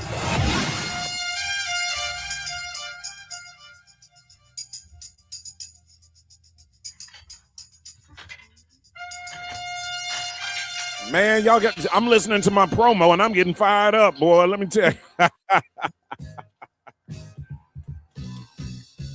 Hey. Can't talk about Gary, Indiana without talking about the J5. Hey, Carla, what high school did the Jackson 5 go to? They went to Roosevelt High School. So they went to Roosevelt. They all went to Garnett Elementary and Junior High School. By the time Michael and the younger kids were old enough for high school, they were out in LA. But all the ones that were old enough went to Roosevelt, but they each went to the same elementary school, which was just right behind their house. You know, it was funny. I remember we came out there for after Michael died. They had a memorial at the stadium out there, and we came out there. Fred Williamson was out there, and others. Yeah, and they had one of Michael's grammar school teachers. She came up and spoke, right? And it was the sweetest thing in the world. This lady was like, Michael, when he was, in my class, he sat in the front room every day and he raised his hand every time I asked a question Michael wanted to answer. It was so sweet to hear from him. She said he knew the answer and he wanted to answer and I used to have to tell him, Michael, I can't call on you every time, Yeah, it just shows he was brilliant. He was definitely brilliant, yeah. He wasn't afraid. He wasn't afraid to answer, to be out in front, he wanted, to project his voice, his image already without him even knowing that he was branding himself in second or third grade. But he was, like, to your point, he was ready. He was ready. His brain was, he was, a little grown man in a little body already. But I just thought that was the way she was just so adorable. And she spoke about him in these very adoring terms, that he was in the front row and he was raising his hand every single time she asked a question. She said, I had to stop calling on him because he kept raising his hand. I was like, oh my God. Oh, you couldn't give a better example of how greatness looks at a young age. Right. You can recognize it right out the gate. You can recognize it right out the gate. And I want to add, here's another example of why Gary is ready. Okay. We're ready now. We're ready. Look, you got some support on Facebook Live. Our Facebook Live people already saying, the Gary Bears. That's Rudy, my friend. Zaviola Coleman is Brother Matt. Ask what high school she attended in Gary. You went to Roosevelt as well? So, no. My parents bought a house in East Chicago, and I graduated from East Chicago, Washington High School. So, people beat me up about the fact that I did not graduate high school in Gary, but I got the pedigree. That's One right. thing I got to correct: Williamson actually went to Frable. My dad and him knew each other in high school. My brother corrected me during the break. So Fred Williamson graduated from Frable High School. Oh, there you really? Yeah. Fred's always a great time interviewing that brother. And the very first Super Bowl, I think Fred Williamson was in, or he was in like one of the first 2 or 3 Super Bowls. And man, he was talking smack back in the 60s about what he was going to do and all that. And he was known for being a hard hitter. That's why they called him Fred the Hammer. The Hammer, yep. Right. He's still making movies. In fact, he's talked about making another movie in Gary. So we hope that happens. We hope it happens soon. These are the OG, right? The original OG. All right, we got let's see, Hope. Welcome to WVON. What's on your mind, Hope? Yes, Attorney Morgan, would you speak of the fact that Gary sits in part of the United States National Park System, and that they did renovations from the lake to the new train station there, and the fact that you got miles of beaches, sandy beaches, which are the best places to watch the Chicago Air Show. Thank you. Thank you.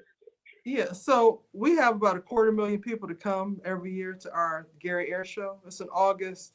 I think it's the second weekend in August this year, but it's always either the weekend before or weekend after the Chicago Air Show. So yeah, you can see on our map that was on our deck that we have the most recreational beachfront of any community in Indiana. Marquette Park Beach, Lake Street Beach are beautiful. And the national park, the Dunes National Lakeshore it starts actually 2 blocks from here in downtown Gary and goes east, all through Miller and into the next county.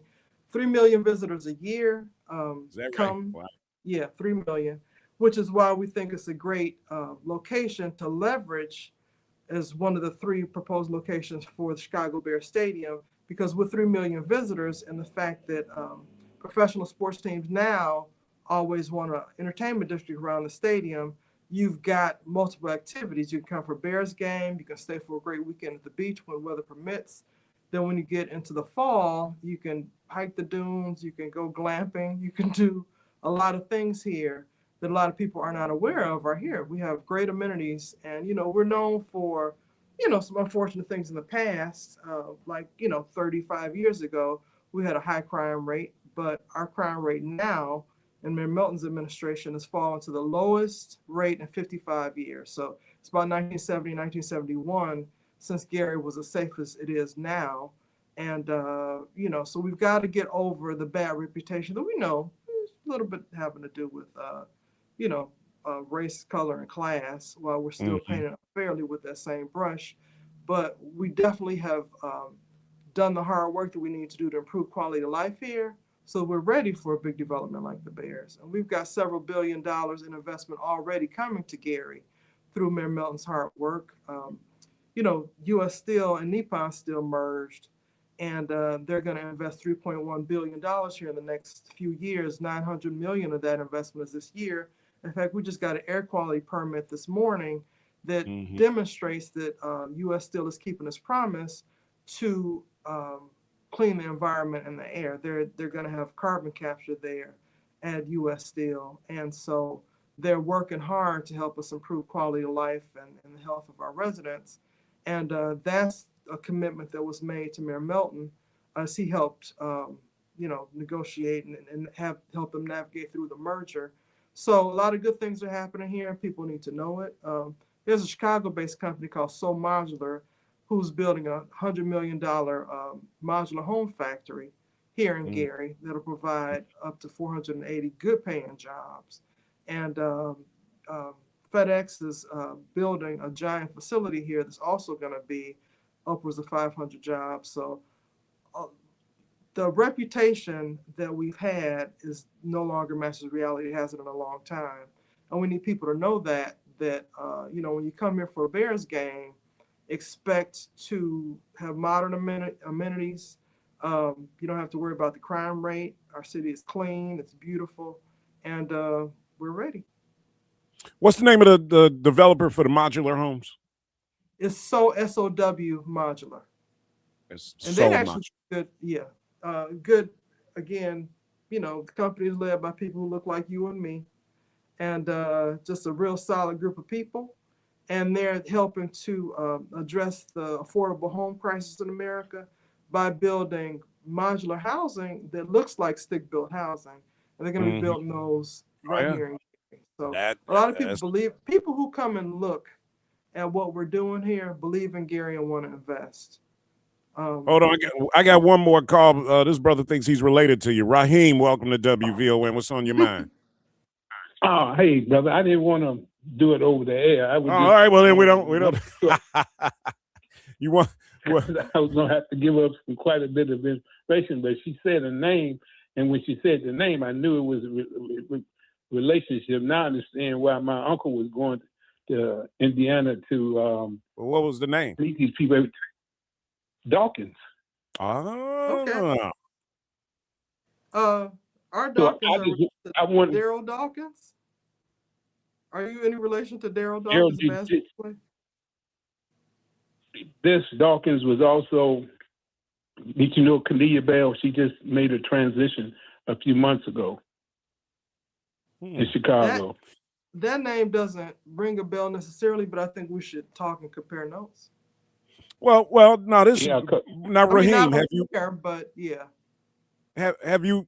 Anybody ever told you that you might be related to Daryl Dawkins, the basketball player?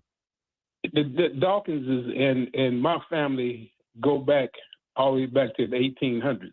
Mm-hmm. Okay, right. Alabama, Alabama, South Carolina. Yeah. If you leave your information with the folks at WVON, I'll reach out to you. Yeah, y'all cousins. All right. We put them on hold. But Carla says she ain't got no money though, man. So ain't nothing coming down the pike now. You gotta reach out to the other branch. I know, right? Are you related to the Daryl Dawkins NBA? Yeah, seriously, yeah. No kidding. So wow. we're Chocolate Thunder is your cousin, girl. he's about a fourth cousin, and both sides of the family have height. So my grandpa James Dawkins was actually on the Harlem Globetrotters barnstorming team. Oh, wow! So, look at see that when you see how you start asking questions on WVON. Who needs Ancestry.com when you got? But you know what? I'm supposed to be talking about Gary, not I know, right? Stuff, so. We're gonna pull out the Dawkins family tree and stuff. Yeah, I don't think they want me to pull that out right now. You're gonna lose all your listeners if we keep talking about. Maybe we got to talk about all these lovely locations in Gary. Your great grandmother named Ida Mae. I'm just. All right. So, all right, let's go to a break. When we come back, let's talk about the locations again. One more time, we're going to recap because I want you to tell me about Miller Beach because I hear so much about Miller Beach. Okay. Everybody's like, oh, man, you have no idea how great this area is. It's gorgeous. And it's going to be all right, hold on, Carla. Fair. Don't go anywhere. Plus, somebody wants to know what you're doing for Valentine's Day, too. I guess. I don't know. Anyway, all right, we're matchmaking on the Matt McGill Show. More from Matt McGill coming up on the Talk of Chicago, 1690 WVON. Catch Reverend Al Sharpton online at WVON.com or on the WVON app. Just click the Al Sharpton banner. Tune in every day at 12 noon for your daily dose. And if you miss it, catch the overnight replay from midnight to 3 a.m. We're keeping it real with Al Sharpton on WVON 1690. Tell everybody, Reverend Al told you personally, keep it real. Keep it real. Whatever you do, keep it real. This Valentine's season, love gets complicated on Vaughn TV. We're featuring 2 unforgettable love stories from native Chicago storytellers, and these are anything but predictable. First, See the Love Doctor, directed by T.C. Carson. A heartbroken matchmaker coaches a shy client through practice dates, only to discover that love is harder to teach than it is to feel. Listen, honey, I don't want you to be like your Aunt Barbara, old without a man. With calling for the love doctor? I never turn someone away looking for love. Then see Be Love, an award-winning romantic comedy set in Bronzeville, where an unconventional love triangle forces real choices and real consequences. And stay tuned for the Friday night of premieres coming soon. Real love, real stakes, real Chicago stories. Stream it all now on Vaughn TV, available on Roku, Amazon Fire, Apple TV+, the WVON app, or at VON.TV. Vaughn TV, for the culture, by the culture. Hi, this is Joe Cordell of Cordell & Cordell. The holiday season should remind us that faith and family are the most important things in life. And we hope that you succeed in coming together this holiday season with those you love and in the process creating some generational memories. Holidays have this magical power to magnify small things to ever greater memories over time. What a return on investment. Happy holidays. Schedule an appointment with one of Cordell & Cordell's Springfield area attorneys. 2815 Old Jacksonville Road, Suite 103, Springfield, Illinois, 62704. This is the story of the one. As the purchasing manager at a manufacturing plant, she knows the only thing more important than having the right safety gear is having it there when you need it. That's why she partners with Grainger for auto reordering, so her team members can count on her to have cut-resistant gloves on hand, and each shift can run safely and efficiently. Call 1-800-GRAINGER, click Grainger.com, or just stop by. Grainger, for the ones who get it done. Hey, it's Cleopatra Draper. Join me for the Midday Show weekdays at 9 a.m. where we'll sip and spill all the tea. Do you want it hot or cold? Either way, we're serving up the flavor of the day. Weekdays at 9 a.m. right here on the station giving you what's now and what's next. 1690 WVON. Maria Pappas with Black Houses Matter. We're up to $385,632,000. This is 208,000 African Americans that this little WVON station has delivered $385 million to. I mean, this is newsworthy. Cook County Treasurer Maria Pappas with Black Houses Matter. Monday mornings at 11:30 a.m. on the Talk of Chicago, 1690 WVON. Now back to Matt McGill on the Talk of Chicago, 1690 WVON. Hey guys, don't forget you're invited to Rainbow Push Coalition's Saturday morning forum this Saturday, February 14th, as Black History Month continues under the theme Power of the People. Power to the people. From Selma to today's fight to protect voting rights, this gathering is about collective power and protecting our democracy. Join them at Rainbow Push National Headquarters, 50th and Drexel. You know the location. 8:30 a.m. breakfast begins and the program starts at 10. Keynote speaker, the Reverend Sierra Bates Chamberlain, moderated by our brother Yusef D. Jackson. You be there tonight or this evening. I'm moderating the 2nd Congressional District Candidates Forum at the Urban League Empowerment Center from 5:30 to 7, 83rd and Stewart. All of the candidates, well, we've invited all the candidates, and I think most of them are going to show up. You don't want to miss Rufus tomorrow at St. Calabasas, not Calabasas, St. Sabina, thank you. I live down the street from St. Calabasas. St. Sabina, Father Flager, and Rufus will be there with Joy Reid. That's right. Joy's got her own show since she left MS. And now she's doing her own thing. That's going to be a great conversation. You don't want to miss that. And, of course, the comedy show, the Valentine's Day comedy show at the auditorium on Saturday nights. So we are full. And we got Carla, poor Carla. She thought she was coming on for 10 minutes. Mayor Melton is going to be like, girl, what you do during the 1 o'clock hour today? Did you do any work? I need to do more stuff related to the Bears, but it's okay. I know. No, the mayor's cool with the mayor's cool with WVON. Let me tell you, he understands we're on the same page, and we support our brothers and sisters in the GI, and the conversation about the Bears, of course, the possibility of moving there. But even if the Bears don't move there, I just think there's opportunity for the business community, Black entrepreneurs in Chicago, to be fascinated and curious about opportunities that exist. I'm glad this moment is happening with the Bears, though, Carla, and the attention that Gary is getting, because it does make people curious about other opportunities that might exist there. So just the fact that you guys were able to put this game plan together for the Bears in such a quick time, it lets people understand the aptitude of the business community there and the mayor's office. Thank you for that. One thing I'd like the Chicago business community to know is how close we are and how easy it is to get to Gary. So you've got several major highways. You've got 8094, which is, the Dan Ryan. You've got the Indiana Toll Road. You've got 41.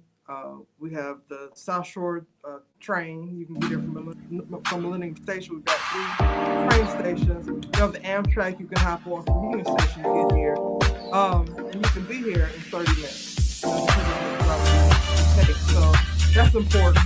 Gary was actually built and designed for 180,000 people. our current population is 70,000. But what that means is we have a lot of infrastructure. And so whether it's the Bear Stadium, you're wondering how long the commute it is to get to the new Bear Stadium when it's built in Gary. It's going to be a lot shorter than 25 miles. But if you're interested in designing, putting your business here, there's plenty of opportunities that you've already got the infrastructure. Not only the barrier to entry here, because we were built for a larger population than we currently have, but with the major highways coming through here, it's quite easy to get to. And again, we've done a lot of work to just make it easier to open your business and thrive here. And you're showing Lake Street. You see the Jackson mural was being painted in the background. Now that's complete. There you go. We've got a lot of public art here. Again, we've got miles and miles of beautiful beaches. And the administration, as Mayor Melton said in his fireside chat the other night, is absolutely on the vision. So if you're looking for a place to thrive, a place to expand, Gary, and I'm talking directly to you, Gary. We're ready. And we've got 3 beautiful locations to choose from. Each one is bigger or better than the last one. So, yeah, I'm convinced, and for those of us who haven't spent any time in Gary, I think you'll be pleasantly surprised about the opportunities that exist there. But and here's the thing, WVON, Gary, Indiana. There's been a connectivity over, look, WVON's been around for 62 years. WVON was very influential in influencing some of the radio stations there in Gary back in the 60s when music was being played on WVON. Obviously, the Jackson 5 and WVON have a long relationship. Purvis Spann, our former owner here, it was their manager for a couple of years when they started at the Regal Theater back in the day. And just so much of our culture and people, as you talked about the Great Migration, just a lot there. Carla, thank you so much. And tell the mayor, we stole you for an hour, but it was all good for Gary, Indiana. And we look forward to talking to you again. And really and truly, I do want to do the show from Gary one of these days when the weather gets a little warmer. One more Black History fact. Yeah. We're coming up on the 60th anniversary of when Richard Hatcher became the first Black mayor of any major city in America. Right. So all the Black mayors that we have now, including in Chicago, trace their heritage back to Gary when he built that barrier. Absolutely.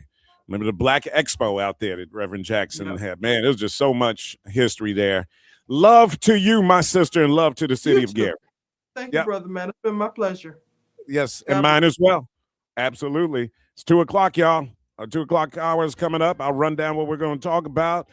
Don't go anywhere. Headline news is on the way. Happy Thursday afternoon, Chicago. I'm Logan Page, and here are your news headlines. Illinois GOP Senate candidates debate on TV and online. Mayor Johnson defends his first term in office. Sleep specialist highlights reasons for choppy sleep. And feed your ex to the wolves, not literally. National news from the Black Information Network is up next on Chicago's only urban talk radio station. WVON 1690, Berwyn, Chicago.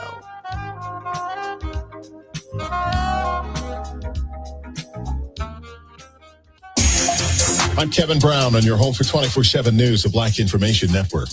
New York City Mayor Zoran Mandani is asking state lawmakers to help deal with a massive budget shortfall, including allowing him to raise taxes on the wealthy.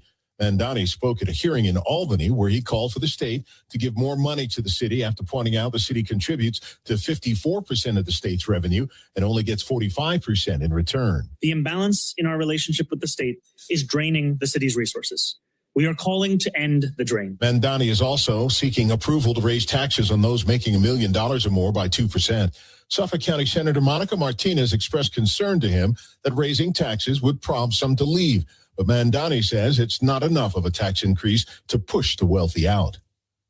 Chicago Mayor Brandon Johnson says he won't refer any cases involving allegations of misconduct by federal immigration agents to the Cook County State's Attorney's Office. Correspondent Perry Williams has more. The mayor said his executive order that attempts to hold ICE agents accountable doesn't specify whether he'll play a role in determining which case should be prosecuted. It's a matter of ensuring that the evidence is there and that the state's attorney, once that evidence is received, can decide if they're going to move forward with an investigation or prosecution. Johnson's comments follow criticism by Cook County State's Attorney Eileen O'Neill Burke, who said the order would politicize investigations, which would jeopardize her office's ability to secure convictions. Florida A&M University faced controversy when certain words, including black, were restricted on Black History Month promotional materials for a student organization.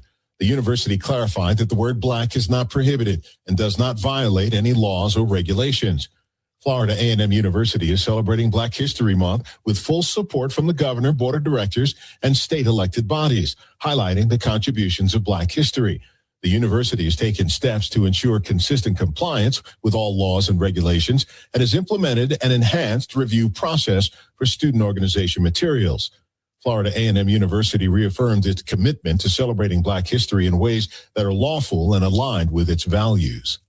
A convicted squatter in Bethesda, Maryland, who's black, returned to a $2.3 million mansion less than 2 weeks after being released from jail. Tamika Good and Corey Pollard were accused of unlawfully occupying a bank-owned home, leading to charges of trespassing and burglary. Despite being found guilty and sentenced to 90 days in jail, Good was released after 11 days on an appeal bond. Security footage showed activity resuming at the property shortly after her release. Neighbors expressed concern about safety and accountability as the legal battle unfolds. Former NFL quarterback Cam Newton reflected on his college experience at the University of Florida, where he felt equal to his white teammates for the first time, he said. He discussed the impact of interacting with people of different races and backgrounds, highlighting the importance of understanding others' perspectives. Newton's time at Florida was short-lived due to a theft charge, but he later found success at Auburn University. In a recent interview, Newton has opened up about his upbringing and views on marriage, shedding light on his personal growth and evolving perspectives. I'm Kevin Brown on your home for Black News First, the Black Information Network.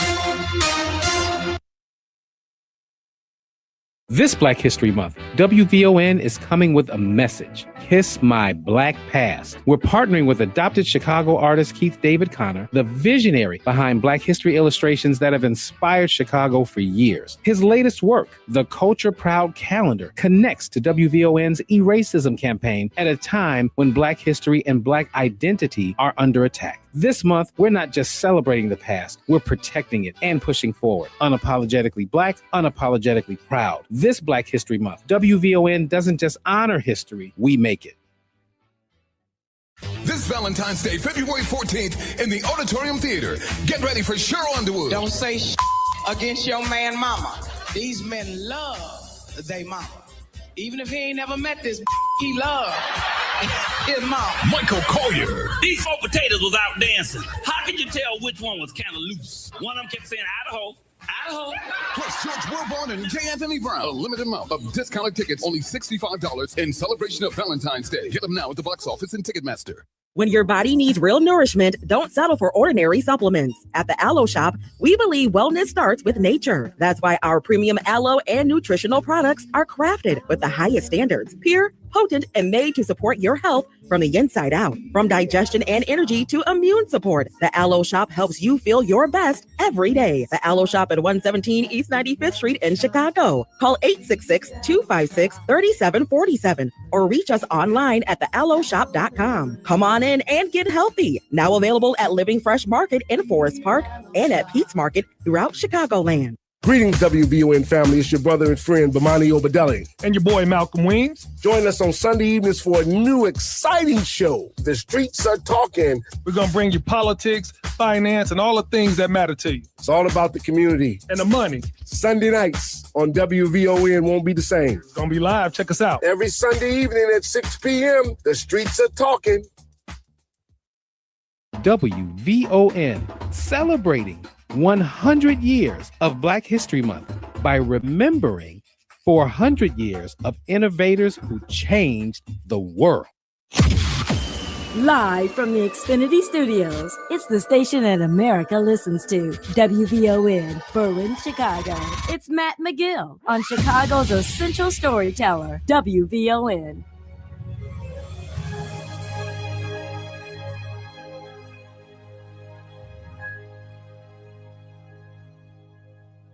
Lift every voice and sing till earth and heaven ring, ring with the harmonies of liberty. Are rejoicing,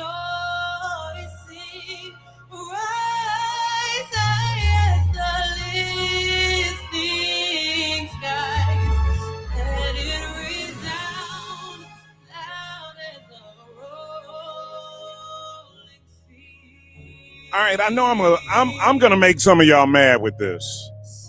So this is Coco Jones, right, Titus? Oh my God, she's beautiful.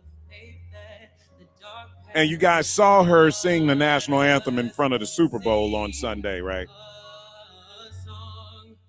I mean, this is stunning. She's stunningly beautiful. And she's got like a little strings quartet behind her. It's like a composer there. He's kind of directing. So I want you guys to call in at 591-1690 because I already know you guys love this, right? You love this. Playing the Lift Every Voice and Sing before the Super Bowl, right? All right. I like the song and I like the version and everything that she did here, right? I just think that, and I know I'm going to make y'all mad with this, I think the Black national anthem, Lift Every Voice. When it comes to sporting events, I want to sing it like I sang it as a kid in grammar school.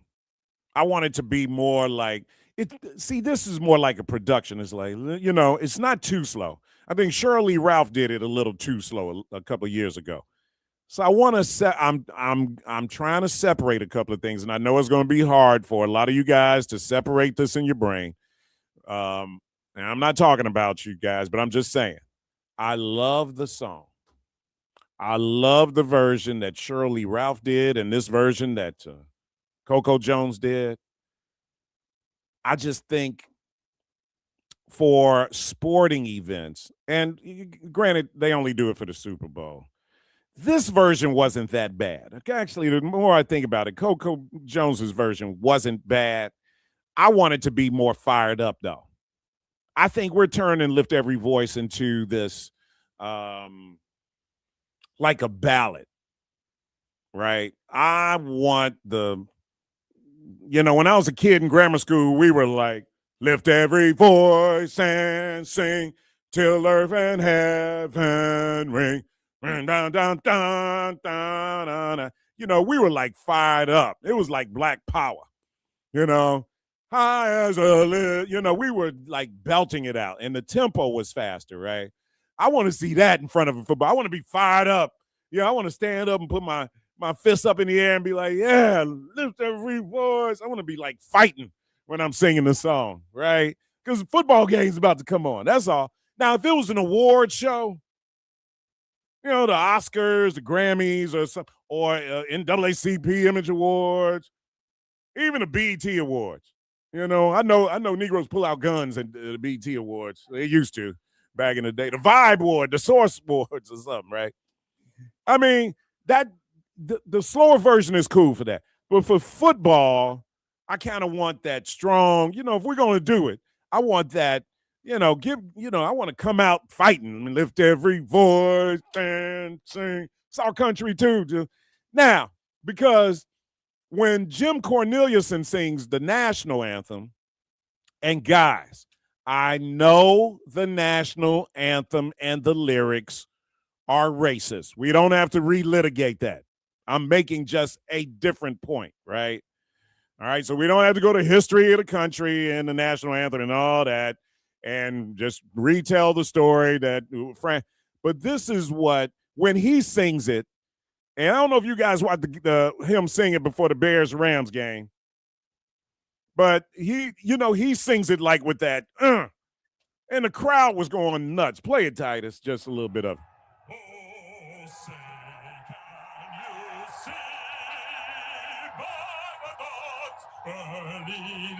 See, he's coming at your butt. Crowd is going nuts. That's what I want to do when I hear the national, lift every voice. I want to be standing up and being like, the Black national anthem. The crowd was going nuts in front of the Bears game. And it was freezing out there, man. But I the same amount of pride with lift every voice. You could tell the Rams were looking around like, damn, they're cheering through the entire song, man, which they were. You should go to a Blackhawks game, man, and they just lose their damn minds at this singing of the national anthem, right? See, I want to do this for Lift Every Voice. I want to stand up and be like, yeah. Am I wrong for feeling that way?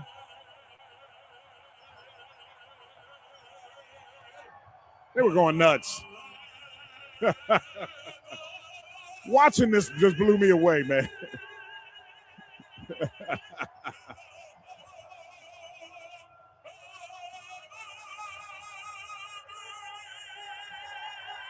Dude, I was so ready for the game to start after this, man. I was at home. I was just like fired up. Let's go. Let's play this game. See, I want to be able to feel that way for Lift Every Voice. I want one Super Bowl. I want somebody to come out and instead, I think every time we sing the Lift Every Voice at the Super Bowl, it's like the violins. Lift every voice and sing till. See, I want to be able. I want Mr. 20 Kenneth says, and we lost. I know we did, man. You got to admit you were fired up though, man. After he sang this national anthem, dude, I was at home like, yeah, let's get the game going. Let's go. Let's kick some butt. I want somebody. See, we need to get a brother to sing Lift Every Voice in I know I need a hearing aid piercing. That's why I got these headphones on. We need to get a brother to sing Lift Every Voice and sing, right? I want somebody. I want it to be so fired up. I want to be at home lifting my fist up and be like we were when we were kids. Lift every voice and sing till earth and heaven. I want to be at home clapping, standing up like everybody was. It so. I want to be like this at the crib, y'all.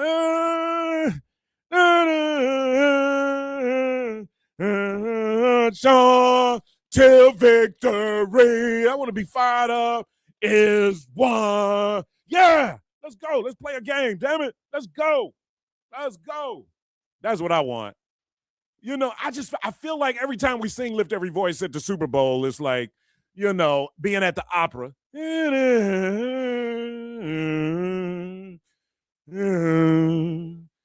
Lift every voice and sing. That's cool at the NAACP Image Awards. At the Super Bowl, I want it to be a fight song, damn it. Black people, we fought. We fought for this moment to have this song sang at the Super Bowl. We fought for this, but you know what I'm saying? Our people died. Blood was shed for this country, for this moment, damn it. I want somebody, they need to get a brother. I want somebody, who would we like? I want Samuel L. Jackson to sing the Black national anthem. That's who I want. I want Samuel L. Jackson to sing the Black next Super Bowl. Damn it. I want him to be out there. I want somebody with like big attitude. Big attitude, huh? Was he really? Was he right? I want some black people with attitude, man, singing the Black national anthem. And nothing against Coco Jones. She was beautiful, guys. So I mean, beautiful she was. But I want somebody like, just like, somebody with just represents black attitude, singing that doggone black national anthem, man. Am I wrong? 591-1690. Y'all tell me. Come on now. Light up the phones and let me know, am I wrong for wanting Samuel L. Jackson to sing the black national anthem next Super Bowl? Damn it. More from Matt McGill coming up on the Talk of Chicago, 1690 WVON. Hey, baby. I'm your Magnolia Blues man, Sir Henry Cheatham, inviting you to join us Mr. Big Stuff, tell me. on WVON 1690 for some real American music and culture. Here on Classic Blues and R&B. Check us out Saturday, 11 p.m. until 2 a.m. on WVON and Classic Blues and R&B. I'm Shawnell Ritchie, president of LL Communications, and I'm proud to partner with WVON for Meeting the Moment. Attention all nonprofits. If you operate or work for a Chicago NPO, this message is for you. In moments of uncertainty, clear and trusted communication matters more than ever. That's why WVON created Meeting the Moment, to support local nonprofits during these challenging times. Together, we're offering crisis communication strategies designed to help the nonprofit community stay connected, informed, and responsive. From navigating difficult conversations to sharing accurate information with care and clarity, Meeting the Moment is about strengthening the voices that serve our neighborhoods every day. Because when nonprofits are equipped to communicate with confidence, our neighborhoods are stronger. This message is powered by the Chicago Community Trust. I am Shawnell Ritchie, president of LL Communications. It's Matt McGill. Man, I'm agitated by black people not understanding the moment that we're living in right now, as if we live in a post-racial America. And we're going to sit up here in a city like Chicago with the history of racism and bigotry and segregation. And we got nerve to complain about a black man in some damn snow. In 1995, we had a heat wave. 739 people died in the city of Chicago. And guess what you Negroes did? Y'all reelected Mayor Daley 3 more times after that. Help me help you, or get out the freaking way. Weekdays at noon on the Talk of Chicago, 1690 WVON. The movement for repair is growing, from city halls to parliaments and around the world, from Chicago to Cape Town, from Evanston to the UN. I'm Robin Rusin. And I'm Cam Howard. Together we're bringing you Reparations Now, where we talk power, policy, and progress, local, national, and international. It's about justice. It's about repair. It's about time. Reparations now, because justice cannot wait. Reparations Now, Saturdays at 4 p.m. only on WVON 1690. Hi, I'm Tavis Smiley, inviting you to join me weekdays from 6 p.m. to 9 p.m. right here on WVON. I am bringing you a national perspective on all the happenings in the black community and, of course, politics. It's talk radio for us, by us, and this is where America listens. It's Tavis Smiley, weekdays from 6 to 9 p.m. on the Talk of Chicago, 1690 WVON. Now back to Matt McGill on the Talk of Chicago, 1690 WVON.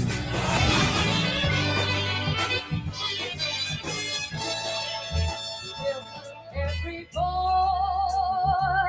and sing till love and heaven ring with the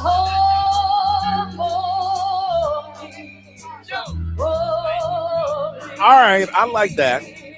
Who is that, Titus? Or Kim Weston? Kim Weston. Weston, right? All right. No, I still think I want a little more attitude in Lift Every Voice. I want just the right amount of anger, but not too angry.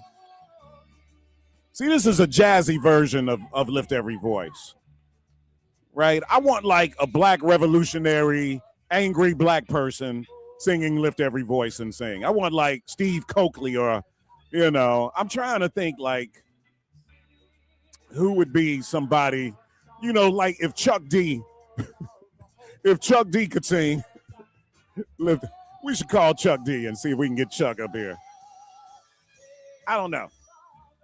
Some kid says get Carl Lewis to do it. Okay. Tiffany Willis says if someone sang "Lift Every Voice" with power, Megyn Kelly would spaz out. Megyn Kelly would spaz out. And Tiffany, that is absolutely the purpose. I want white America to spaz out, right? I want somebody to sing "Lift Every Voice" so hard. So hard that white America just spazzes out. Pearson says get iced tea, right? Okay. No, I'm telling y'all, Samuel L. Jackson. That's what he'll be like, stand up, y'all better stand up. Oh no, not Roseanne, but y'all are funny as heck on Facebook Live. Am I wrong feeling that way? I love Coco Jones's version, man. It was beautiful. I loved when everybody did it. Shirley Ralph when she did it, but it was slow, guys. It was like I said, it was the symphonic lift every voice and sing. I want the anthem back. Lift every voice. Dun, dun, dun, dun, dun, dun, dun. I want to be at home standing up with my fists up in the air and damn near punching the TV because I'm so fired up. What do y'all think? Brother Evans, am I wrong on this or what? No, Matt, you right on point. You talking about the struggle. What we find nowadays, man, it's a generational thing. The people who have been through the struggle, they sing it like it's bubble gum. They sing it like it's people who've been through the struggle. You're right. You right on point, brother. Right on point. Back at Breadbasket or these other organizations, when they had choirs, they used to do it. And they put you into the spirit. Matt, you're right on point, brother. You're right on point. When Donny Hathaway did The Ghetto, hell, everybody felt it. And he played it, and it was just that. Matt, it's a generational thing. Unfortunately, a generation from now, they don't know how the struggle. That's why you had 20% of black men vote for Trump. You had 20% of black men vote for. Hello, where are they now? It's the struggle. They haven't been through nothing, so they're just as surprised about the racial thing. They really don't know what to do. We see it, we felt it, we smelt it. It's this struggle. It's this. You doggone right, brother. I'm hearing you. I'm with you. Okay, man. I think especially right now. Yes. And here we are in 2026 with Donald Trump being president of the United States. And especially if you think about they had the alternative Super Bowl halftime show, right? Turning Point had Kid Rock and Ted Nugent, all these like white redneck kind of recording artists doing their version of the Super Bowl halftime show, right? Yeah, we got. I think right now, Black Power is at a premium. We have to recognize it, right? They are just that bold now, thanks to Trump. No question about it, brother. No question about it. I love the version that Coco Jones did. It was beautiful. She was elegant. She was beautiful. It was classy. It had the violins behind her and everything. Amazing. I would prefer that not to be the version for the Super Bowl. Yeah. For the Super Bowl, I want attitude, because the football game is war, man. Super Bowl, this is about we're not out here, playing tiddlywinks. We're trying to tear each other's heads off. We're trying to knock each other out. If you run for office, I will support you. I bet you that. Thank you, bro. I bet you that. Take care, bro. Thank you, man. I appreciate it. Right. I want like somebody, with some serious attitude, like Malcolm X before he became El Haj, right? See, El Haj was a little more relaxed. Malcolm X was a little more angry, right? I want somebody from that era, the angry, I want that brother. H-Rap Brown or somebody, man. I want the mean, not mean, but just like, this is the Black national anthem. Our people died and shed blood and went through slavery and, went through Jim Crow, went through Reconstruction, went through, nooses being hung, wrapped around our necks and hung from trees, and our families lived in terror. And here we are at the Super Bowl, honoring our legacy. I'm going to sing this song with that energy, with that fight, with that determination, and make some people mad if I have to. I'm not trying to make people mad. But if you're going to make the people that hang with Donald Trump mad, then damn right, let's do it. Let's do it. Let's do it. We're not doing this to make people feel comfortable about the history of this country. We're doing it for the right reasons, to honor our people. Kenneth said Ving Rhames. That's right, Ving Rhames. I think Samuel L. Jackson encapsulates, right, that attitude,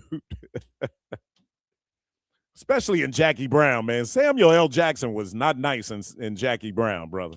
If we can bring that spirit back to life. So I think next time, the women do a great job. I just want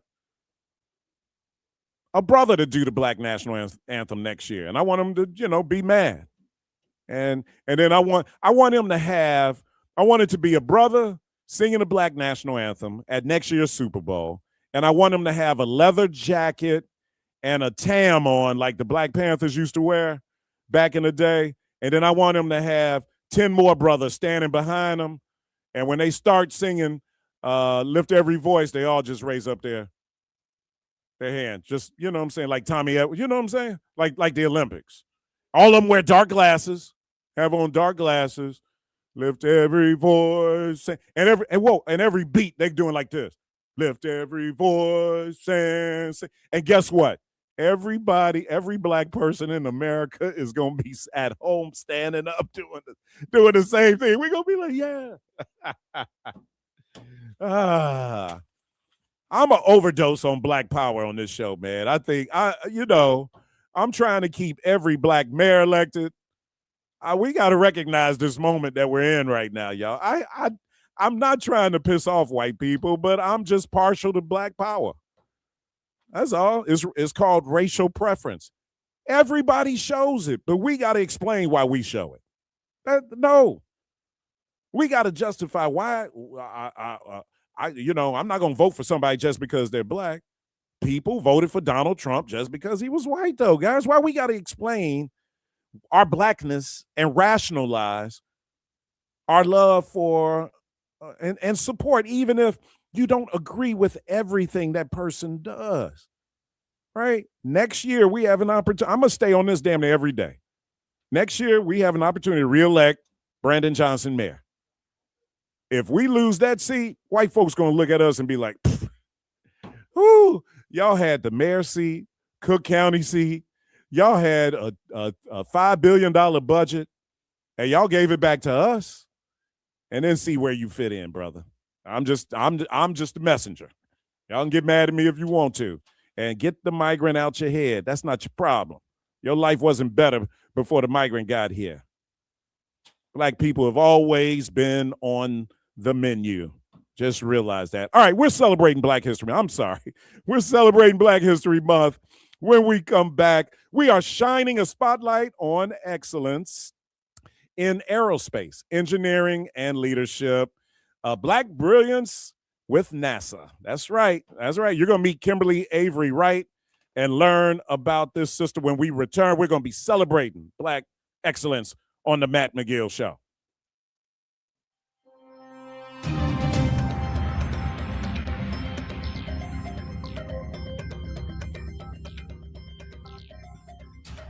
Hope you're having a thriving Thursday afternoon, Chicago. I'm Logan Page, and here's what's happening in your local and national news. Republican U.S. Senate contenders Casey Hillebeck, Jeannie Evans, and former Illinois GOP Chair Don Tracy appeared together on a 60-minute primary forum hosted by ABC 7 Chicago and the League of Women Voters on February 11th, giving voters a first major look at their positions ahead of the March 17th primary. The event was broadcast live and without commercials, with questions from ABC 7 and Univision anchors aimed at helping Illinois voters evaluate the GOP hopefuls vying to challenge for the open Senate seat. This forum is part of the broader 2026 Senate primary season in Illinois, where candidates from both parties are campaigning to replace retiring Senator Dick Durbin. In other news, Chicago Mayor Brandon Johnson is doubling down on his campaign promises that he made before his first term in office. Perry Williams reports. The mayor spoke yesterday before the Chicago City Club. Why are you mad at me for doing what the people of Chicago elected me to do?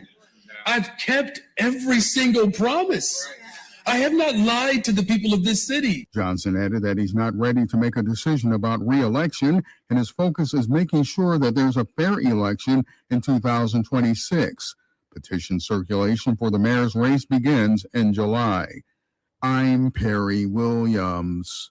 In other news, a sleep specialist is highlighting some different reasons why some people feel tired, even if they think they have had a long night's sleep. Dr. Alicia Roth, a sleep psychologist for the Cleveland Clinic, says if having trouble, check in with a doctor. If you work with your doctor to get blood work done, hormone levels checked, things like testosterone, the hormonal changes that happen during menopause.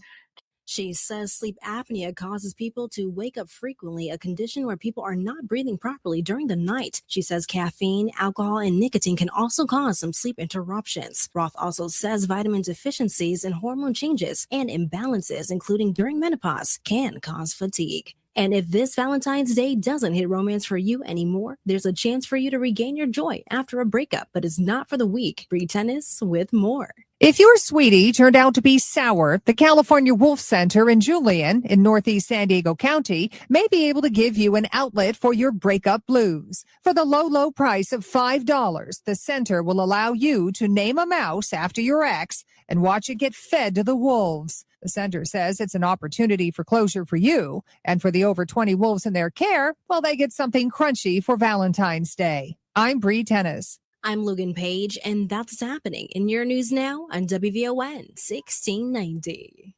It's Gospel with Pam Morris Walton, your gospel sister, on WVON Sundays, 11 to 2 p.m. Music to help you on your journey. I'll see you there, WVON. It's D.L. Hughley. Being a black new Trump supporter is like getting addicted to crack right now. The right is more angry at gay people than pedophiles. Nicki Minaj called Don Lemon a thug. She called him a sucker. You have a husband that is a registered sex offender, and I don't understand why Nicki Minaj would be worried about Don Lemon when it's Chris Hansen she needs to be aware about the dude from Catch a Predator. Weekdays at 5 a.m. on the Talk of Chicago, 1690 WVON. Tuned in to your favorite WVON personalities on Facebook Live? Don't just watch, like it, love it, share it. Every click helps us grow the conversation and keep the community strong. So remember, like it, love it, share it, Chicago. That's another amazing run by Team USA. Mom, think I'll be on Team USA one day? Well, I'll take this one. What? Are you speaking to us? Yes. And to answer your question, anything's possible, especially with Xfinity. So I can be the best snowboarder ever? Well, I can't guarantee that, but Xfinity can guarantee that your internet price won't change for 5 years. Okay. What if I practice every day? Then maybe you'll be snowboarding for Team USA at the next Olympic Winter Games. And Mom, you'll still be paying the same price for Wi-Fi. Ooh, really stuck the landing there. It's the Xfinity Gold Medal Celebration. Now through February 22nd, get our best price on gig Wi-Fi for 5 years guaranteed, just $50 a month. Plus, get Peacock Premium included for 2 years. That's a $10.99 value per month. Xfinity. Imagine that. Proud partner of Team USA. Restrictions apply. Requires paperless billing and auto pay with stored bank account. Taxes and fees extra. Actual speeds vary. It's time to focus. with Robert McKay. Quality conversation, protecting, preserving, and preparing our past, present, and future. Sunday evenings at 4 p.m. on the Talk of Chicago, 1690 WVON. Now back to Matt McGill on the Talk of Chicago, 1690 WVON. It has come to our attention that a mysterious force is loose somewhere in outer space. The mysteries of creation are there. Up in the sky? Up in the sky. The moon and the planets are there. And new hopes for knowledge and peace are there. And therefore, as we set sail, we ask God's blessing on the most hazardous and dangerous and greatest adventure on which man has ever embarked. How do you bring together space engineering and hip hop? Gangstar did it in this song, y'all. Oh, yeah. Don't forget tonight, guys. I want you guys to join me, or this evening, I should say, as we hold the 2nd Congressional District Candidate Forum. It's going to be happening at the Urban League Empowerment Center, 8331 South Stewart. So you're going to have a group of the candidates for the 2nd Congressional District seat that's being vacated by Robin Kelly. I'm moderating. I'm going to be there, and I'd like to see you guys there as well. If you live in the 2nd Congressional District, you need to hear from the people that are going to be representing you. One of them will be representing you in the House of Representatives. Guys, for decades, Black brilliance has helped power NASA's greatest achievements, from the hidden figures whose calculations launched astronauts into orbit to the engineers and IT leaders who supported the Space Shuttle and International Space Station. Our guest today is part of that legacy. She's here today to talk about her lived experience as a Black engineer at NASA, mentorship, representation, and why HBCUs matter in feeding talent into NASA. That is right, guys. Kimberly Avery Wright is our guest. She earned her undergraduate degree education at Rusk College, where she studied mathematics and pursued graduate studies at Howard University in electrical engineering. She began her career at NASA's Marshall Space Flight Center in Huntsville, Alabama, home of Alabama A&M University, have you know, where she served for 34 amazing years in various technical and leadership roles. And she's here with us right now. Kimberly, welcome to WVON. Well, thank you. Thank you for having me. Black power, my sister. Look at her. She put them up. There you go. So, tell me about your career. How obviously was NASA's the engineering program, were they actively seeking young Black engineers to enter into the space program, or did you just pursue it and know that that's what you wanted to do? Black excellence, first of all. Yes. It's what I always wanted to do. I knew once I went into technical fields, first it was I was going to do pre-med, and then I switched over to engineering. And at the time that I was able to come to NASA, I was finishing up time at Howard, and a friend of mine from Rusk College was in Washington for a conference, and he told me that they were looking for fresh out engineers at NASA at Marshall Space Flight Center at that time. And so, to let you know how it was divine providence and that I ended up there, was I have a sister who teaches business classes at a high school, and I asked one of her students to write me a resume. Okay, type me a resume. I wrote the resume, they typed it. And so it wasn't anything eloquent. It was just a basic, my degrees, my GPAs, and my internship. And I sent it in, and I asked to do a summer research internship because I wasn't really sure what I wanted to do, but I was very much interested in NASA. And the letter I got back was, we do not have anything for the summer, but we would like to hire you for full-time employment. Wow. So what was your reaction to that? It was like, I told my parents, they want me to come and work full-time. And after supported me in living in Washington, D.C. My dad said, and you're taking it. So I know that's right. So he was like, that is an offer we yes, can't refuse, right? yes, absolutely. How, But yeah, so so that's how it how'd all you, started. how'd you feel about that? Where did you feel like, okay, I'm ready for this? Oh, wait a minute, I need some more schooling. Were you intimidated by it at all or nervous? Well, you couldn't help to be intimidated. I'm 23 years old. All I've known is high school, college, graduate school, and now I'm going into the workforce in another state. And so it was somewhat intimidating, not knowing what was going to be before me, what type of projects I was going to be put on, would I know enough to be good enough to do it? But I will bring that up as related to HBCUs. HBCUs groom you for that. They groom you for that excellence. So I never felt from home through college that there was anything that I could not do. So I was ready. I was like, okay, here we go. So when you started working with NASA, you went to Huntsville, or did you go Right. down to I was Florida or Houston? I was in Huntsville, In Huntsville. and that's where I was the duration of my career. So and NASA, I mentioned those three locations because that's where's NASA's headquarters? Washington, D.C. It's Washington, D.C. Okay. Mhm. And then Florida and Houston are just what? Right. And Huntsville are what? Just these? Yeah, those are the field centers, and then there are others across the country as well. There's one in Cleveland, there's one in California, but those are the major ones that everyone know about: is Houston, Florida, Huntsville, and the headquarters in DC. And it seems like Florida is like the launch That's spot. correct. That is, yeah. And Houston is like the information, the data spot. Right. And that is a training. So when I started at NASA here in Huntsville, the astronauts trained here in the neutral buoyancy tank, filling the 0G. It was a huge tank that they came and trained in. And then as everything is political, there was a fight over who should be having that, because a lot of the other training was being done in Houston at Johnson Space Center, and they won it out. And so for that reason, all of that ended up moving to Johnson. But Marshall also started out during my time having some training here in town for the astronauts here at our center. Yeah, politics. Politics, it does it every time.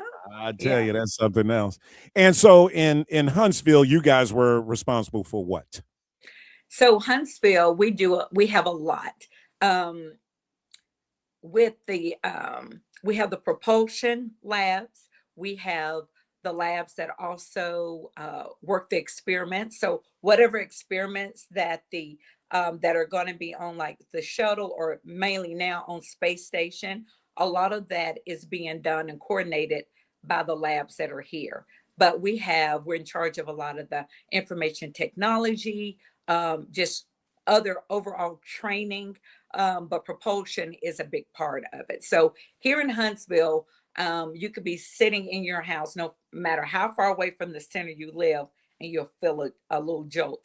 And that's when they're firing the engines, trying out the boosters and the engines. Really? Yeah. It's right? pretty cool. And then what, they transport those boosters to Florida? Yeah, all of that is built, and then it goes, the building of it is actually at Michoud, which is outside, in Stennis, which is outside of New Orleans and lower that part of Mississippi, and they go on a barge, and then they're shipped down to Florida. Cape Canaveral. Cape Canaveral, correct. Very good. Wow, that is so fascinating, man. And so you're retired now. I am. Wow. Yes. I was blessed to be able to come out a little early, but I'm excited about it. Wow, you look too young to be retired. Well, thank you. I appreciate it. But I got 34 years in, so 34 years. What? That's great though. And your work specifically focused on IT work? Yeah, that's what I was doing the last part of my career. The first part, I actually worked the space shuttle missions and the International Space Station. So I did a lot of data management, data analysis. I was able to sit on console for some of the early shuttle missions when I first So came. that's like And that means you were on that big board. that's right right. there. It And looks I'm like you're in a watching the recording astronauts, watching them Yeah. on the screen and recording what they're doing with some of the experiments, and very, very long nights and days. Is that right? Yeah. But Sister, for you are someone amazing. who that's what you always saw as part of NASA, to be able to do that early on was extremely exciting. It had to be. I'm just, Yeah. amazed. How is the program doing in terms of making sure more young people of color? I know under this presidential administration, we already know diversity is not something that they are interested in. Are you fearful that would be a problem for the next Kimberly? Yes, we've seen that over the course of the last couple of decades. Once again, when I started in the 90s at NASA, there was several partnerships with HBCUs that was a direct pipeline where they were bringing them in. They were doing internships and then go back to school and come back, and pretty much, unless you really, really did not do a good job at the end of that time, you got a job. Kimberly, hold on. I got to break Okay. here. Again, I'm not watching my clock. I'm the worst Okay. up here at the radio station. You think I just started in radio. I don't go on break on time. Hold on. We're talking to Kimberly Avery Wright. She is one of our Black history figures that we are celebrating here on WVON all this month. Her amazing story and her amazing career continues right after this. More from Matt McGill coming up on the Talk of Chicago, 1690 WVON. I'm Keith David Connor. This Black History Month on WVON, I'm honored to say Kiss My Black Past, highlighting Black history through my 2026 Culture Proud calendar as part of WVON's Eracism campaign. See the culture through my eyes. Freedom Trail. Harriet Tubman was an American abolitionist and social activist. After escaping slavery, Harriet Tubman made at least 13 missions to free approximately 70 enslaved blacks. During the Civil War, she served the Union Army as an armed scout and spy against the Confederates. I'm Keith David Connor. Order my Culture Proud calendars at KCArt1.com. You've been listening to Culture Proud, Kiss My Black Past, an exclusive Black History Month series on WVON.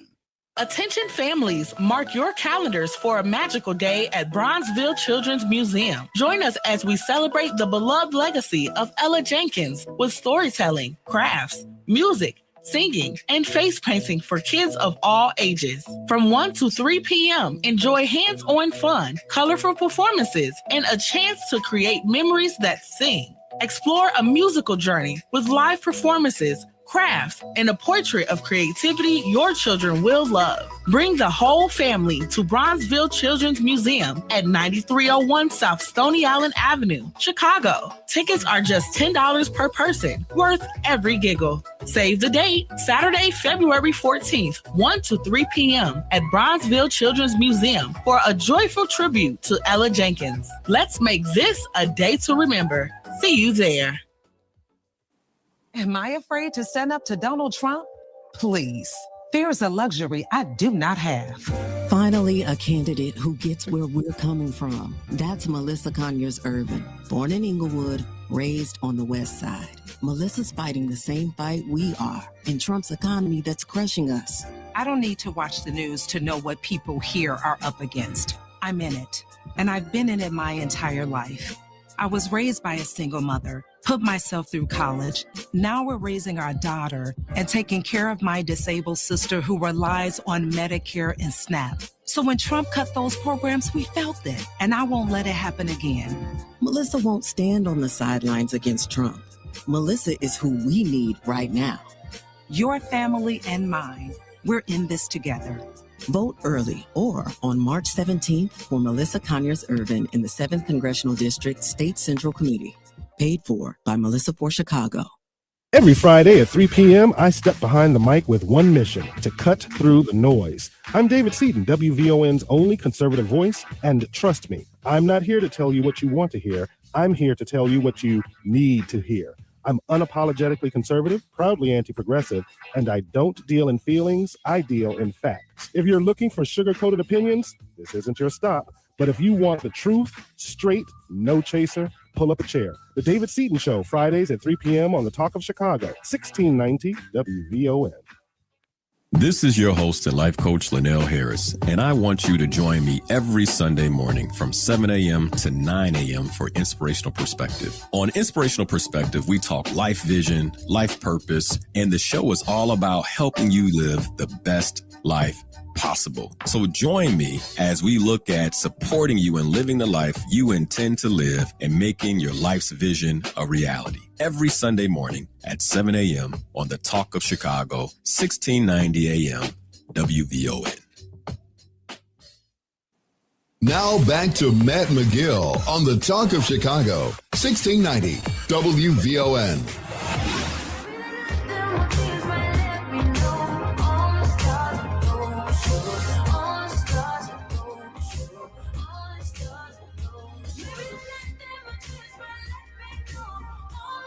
Hey guys, tomorrow Rufus Williams is going to be hosting a fireside chat with Joy Reid, the former host on MSNBC. They're going to be at St. Sabina. That's tomorrow. I think it starts at 7 or 7:30 or 7 o'clock. Yep, starts at 7 o'clock. Get out there, join Rufus, Father Flager, and Joy Reid. You know it's going to be a great conversation. You don't want to miss that. Tonight, I'm doing the 2nd Congressional District Candidates Forum. It's a conversation, not a debate. They're not going to be fighting. They're just going to be talking about the issues so you can get to know these issues and a lot more. And, of course, the Valentine's Day Comedy Show at the Auditorium on Saturday night. Kimberly Avery Wright is our superstar Black history figure of the day. We're celebrating her work, 34 years working with NASA, and just explaining to us this amazing career that she's had working in various technical and leadership roles. I'm reading this. She supported both the Space Shuttle and International Space Station programs in multiple capacities, and she did it with her HBCU education. Everybody, that is what she is proud of. And I'm assuming because you started at NASA and you worked on the space shuttle, I'm assuming you started after the explosion, the space shuttle. Yes. What go ahead. No, go ahead. I'll wait till you finish. No, I was going to ask you what impact, even though you started after that, I would imagine the energy and determination from the people at NASA to relaunch, get it right in the spirit and celebrating the legacy of the engineers and astronauts that were lost. There must have been a lot of determination about that program moving forward. So what was interesting, I was in high school when the Challenger accident happened. And that was the one, remember, it had Ronald McNair, the Black astronaut, and it had the teacher. Yep.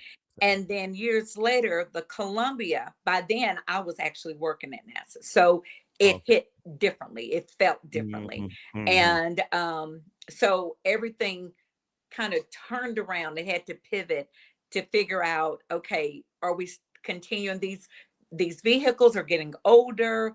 Do we need to keep putting more money into them, or do we need to come up with another way of flight? And after shuttle, that is when the international partnership with other countries became more important, because the shuttle was the route to the station. And so now, once we quit flying the shuttle missions, we fly with the Russians and the other international partners that we have to go there. So it changed everything. It changed a lot. just the whole safety aspect Sure, of space sure. flight change. Wow. Just Yeah. absolutely. Where are we today? NASA and space exploration.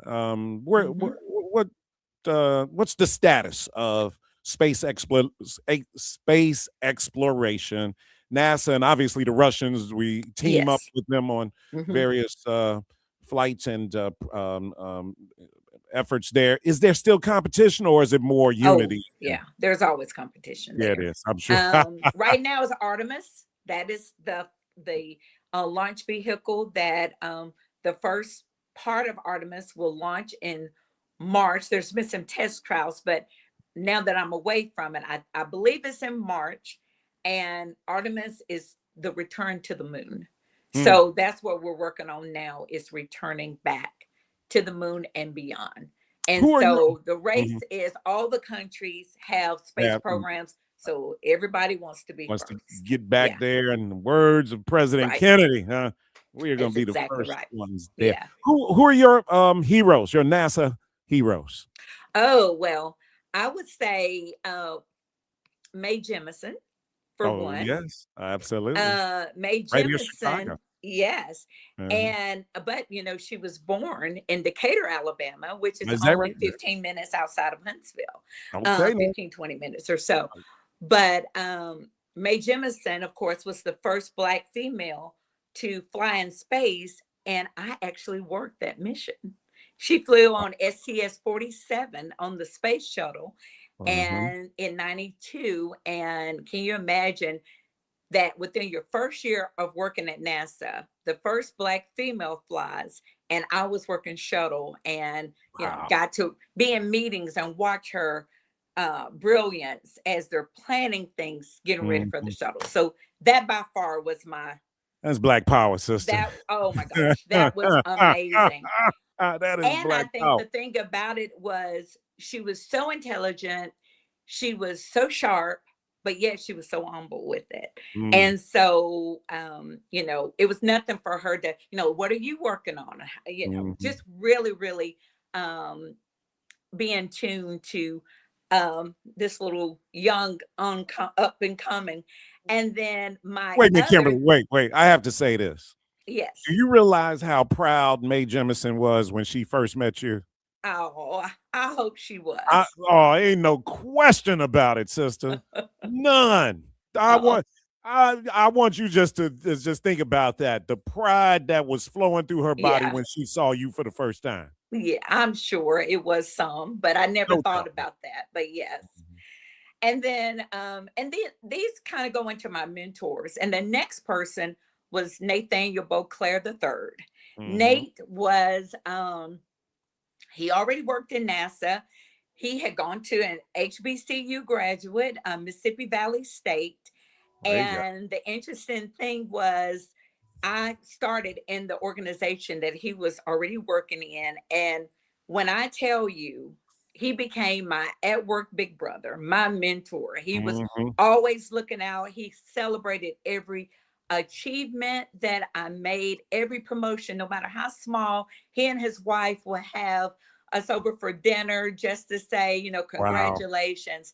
That's He Black Power. was that an amazing friend and mentor. So thank you. I always hold him. And then I have one more I have to share. Real And quick, this is because I'm out of time. Go ahead. Oh, okay.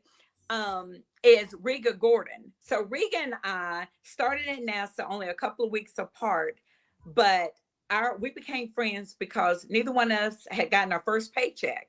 So we went to the cafeteria and we shared a burger, fries, and got 2 glasses of water. And that started a friendship that we still have.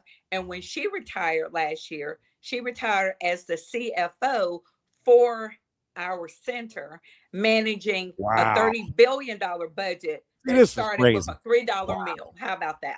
This is what I'm talking about. This is what Black History Month is all about. Yes. Celebrating people that you don't read about, like the All-Stars. right. We know That's we know the Black History All-Stars. Harriet Yes. Tubman, Frederick Douglass. Yes. These are the All-Stars that we don't know about, and that's what we have to bring to you every day on WVON. And we are happy to celebrate Kimberly Avery Wright, Sister, much love to you. You are Thank you so absolutely much. beautiful. I was blowing a kiss to you during the commercial Aw. break. And I am just so happy and proud of you, my sister. And with Thank love, you. we celebrate you and your legacy. Thank you so Thank much, you. Kimberly. Thank you for having me. You are welcome. I love it. All right, guys, I'm out of here. Don't go anywhere. Atiba and LaDonna Ray are coming up next with 3 hours of radio. Love to you all. Share the show on Facebook Live. And we're back at it tomorrow at 12 noon. Peace to my brothers in Black Power. Always lift every voice and sing till earth and heaven ring. Happy Thursday afternoon.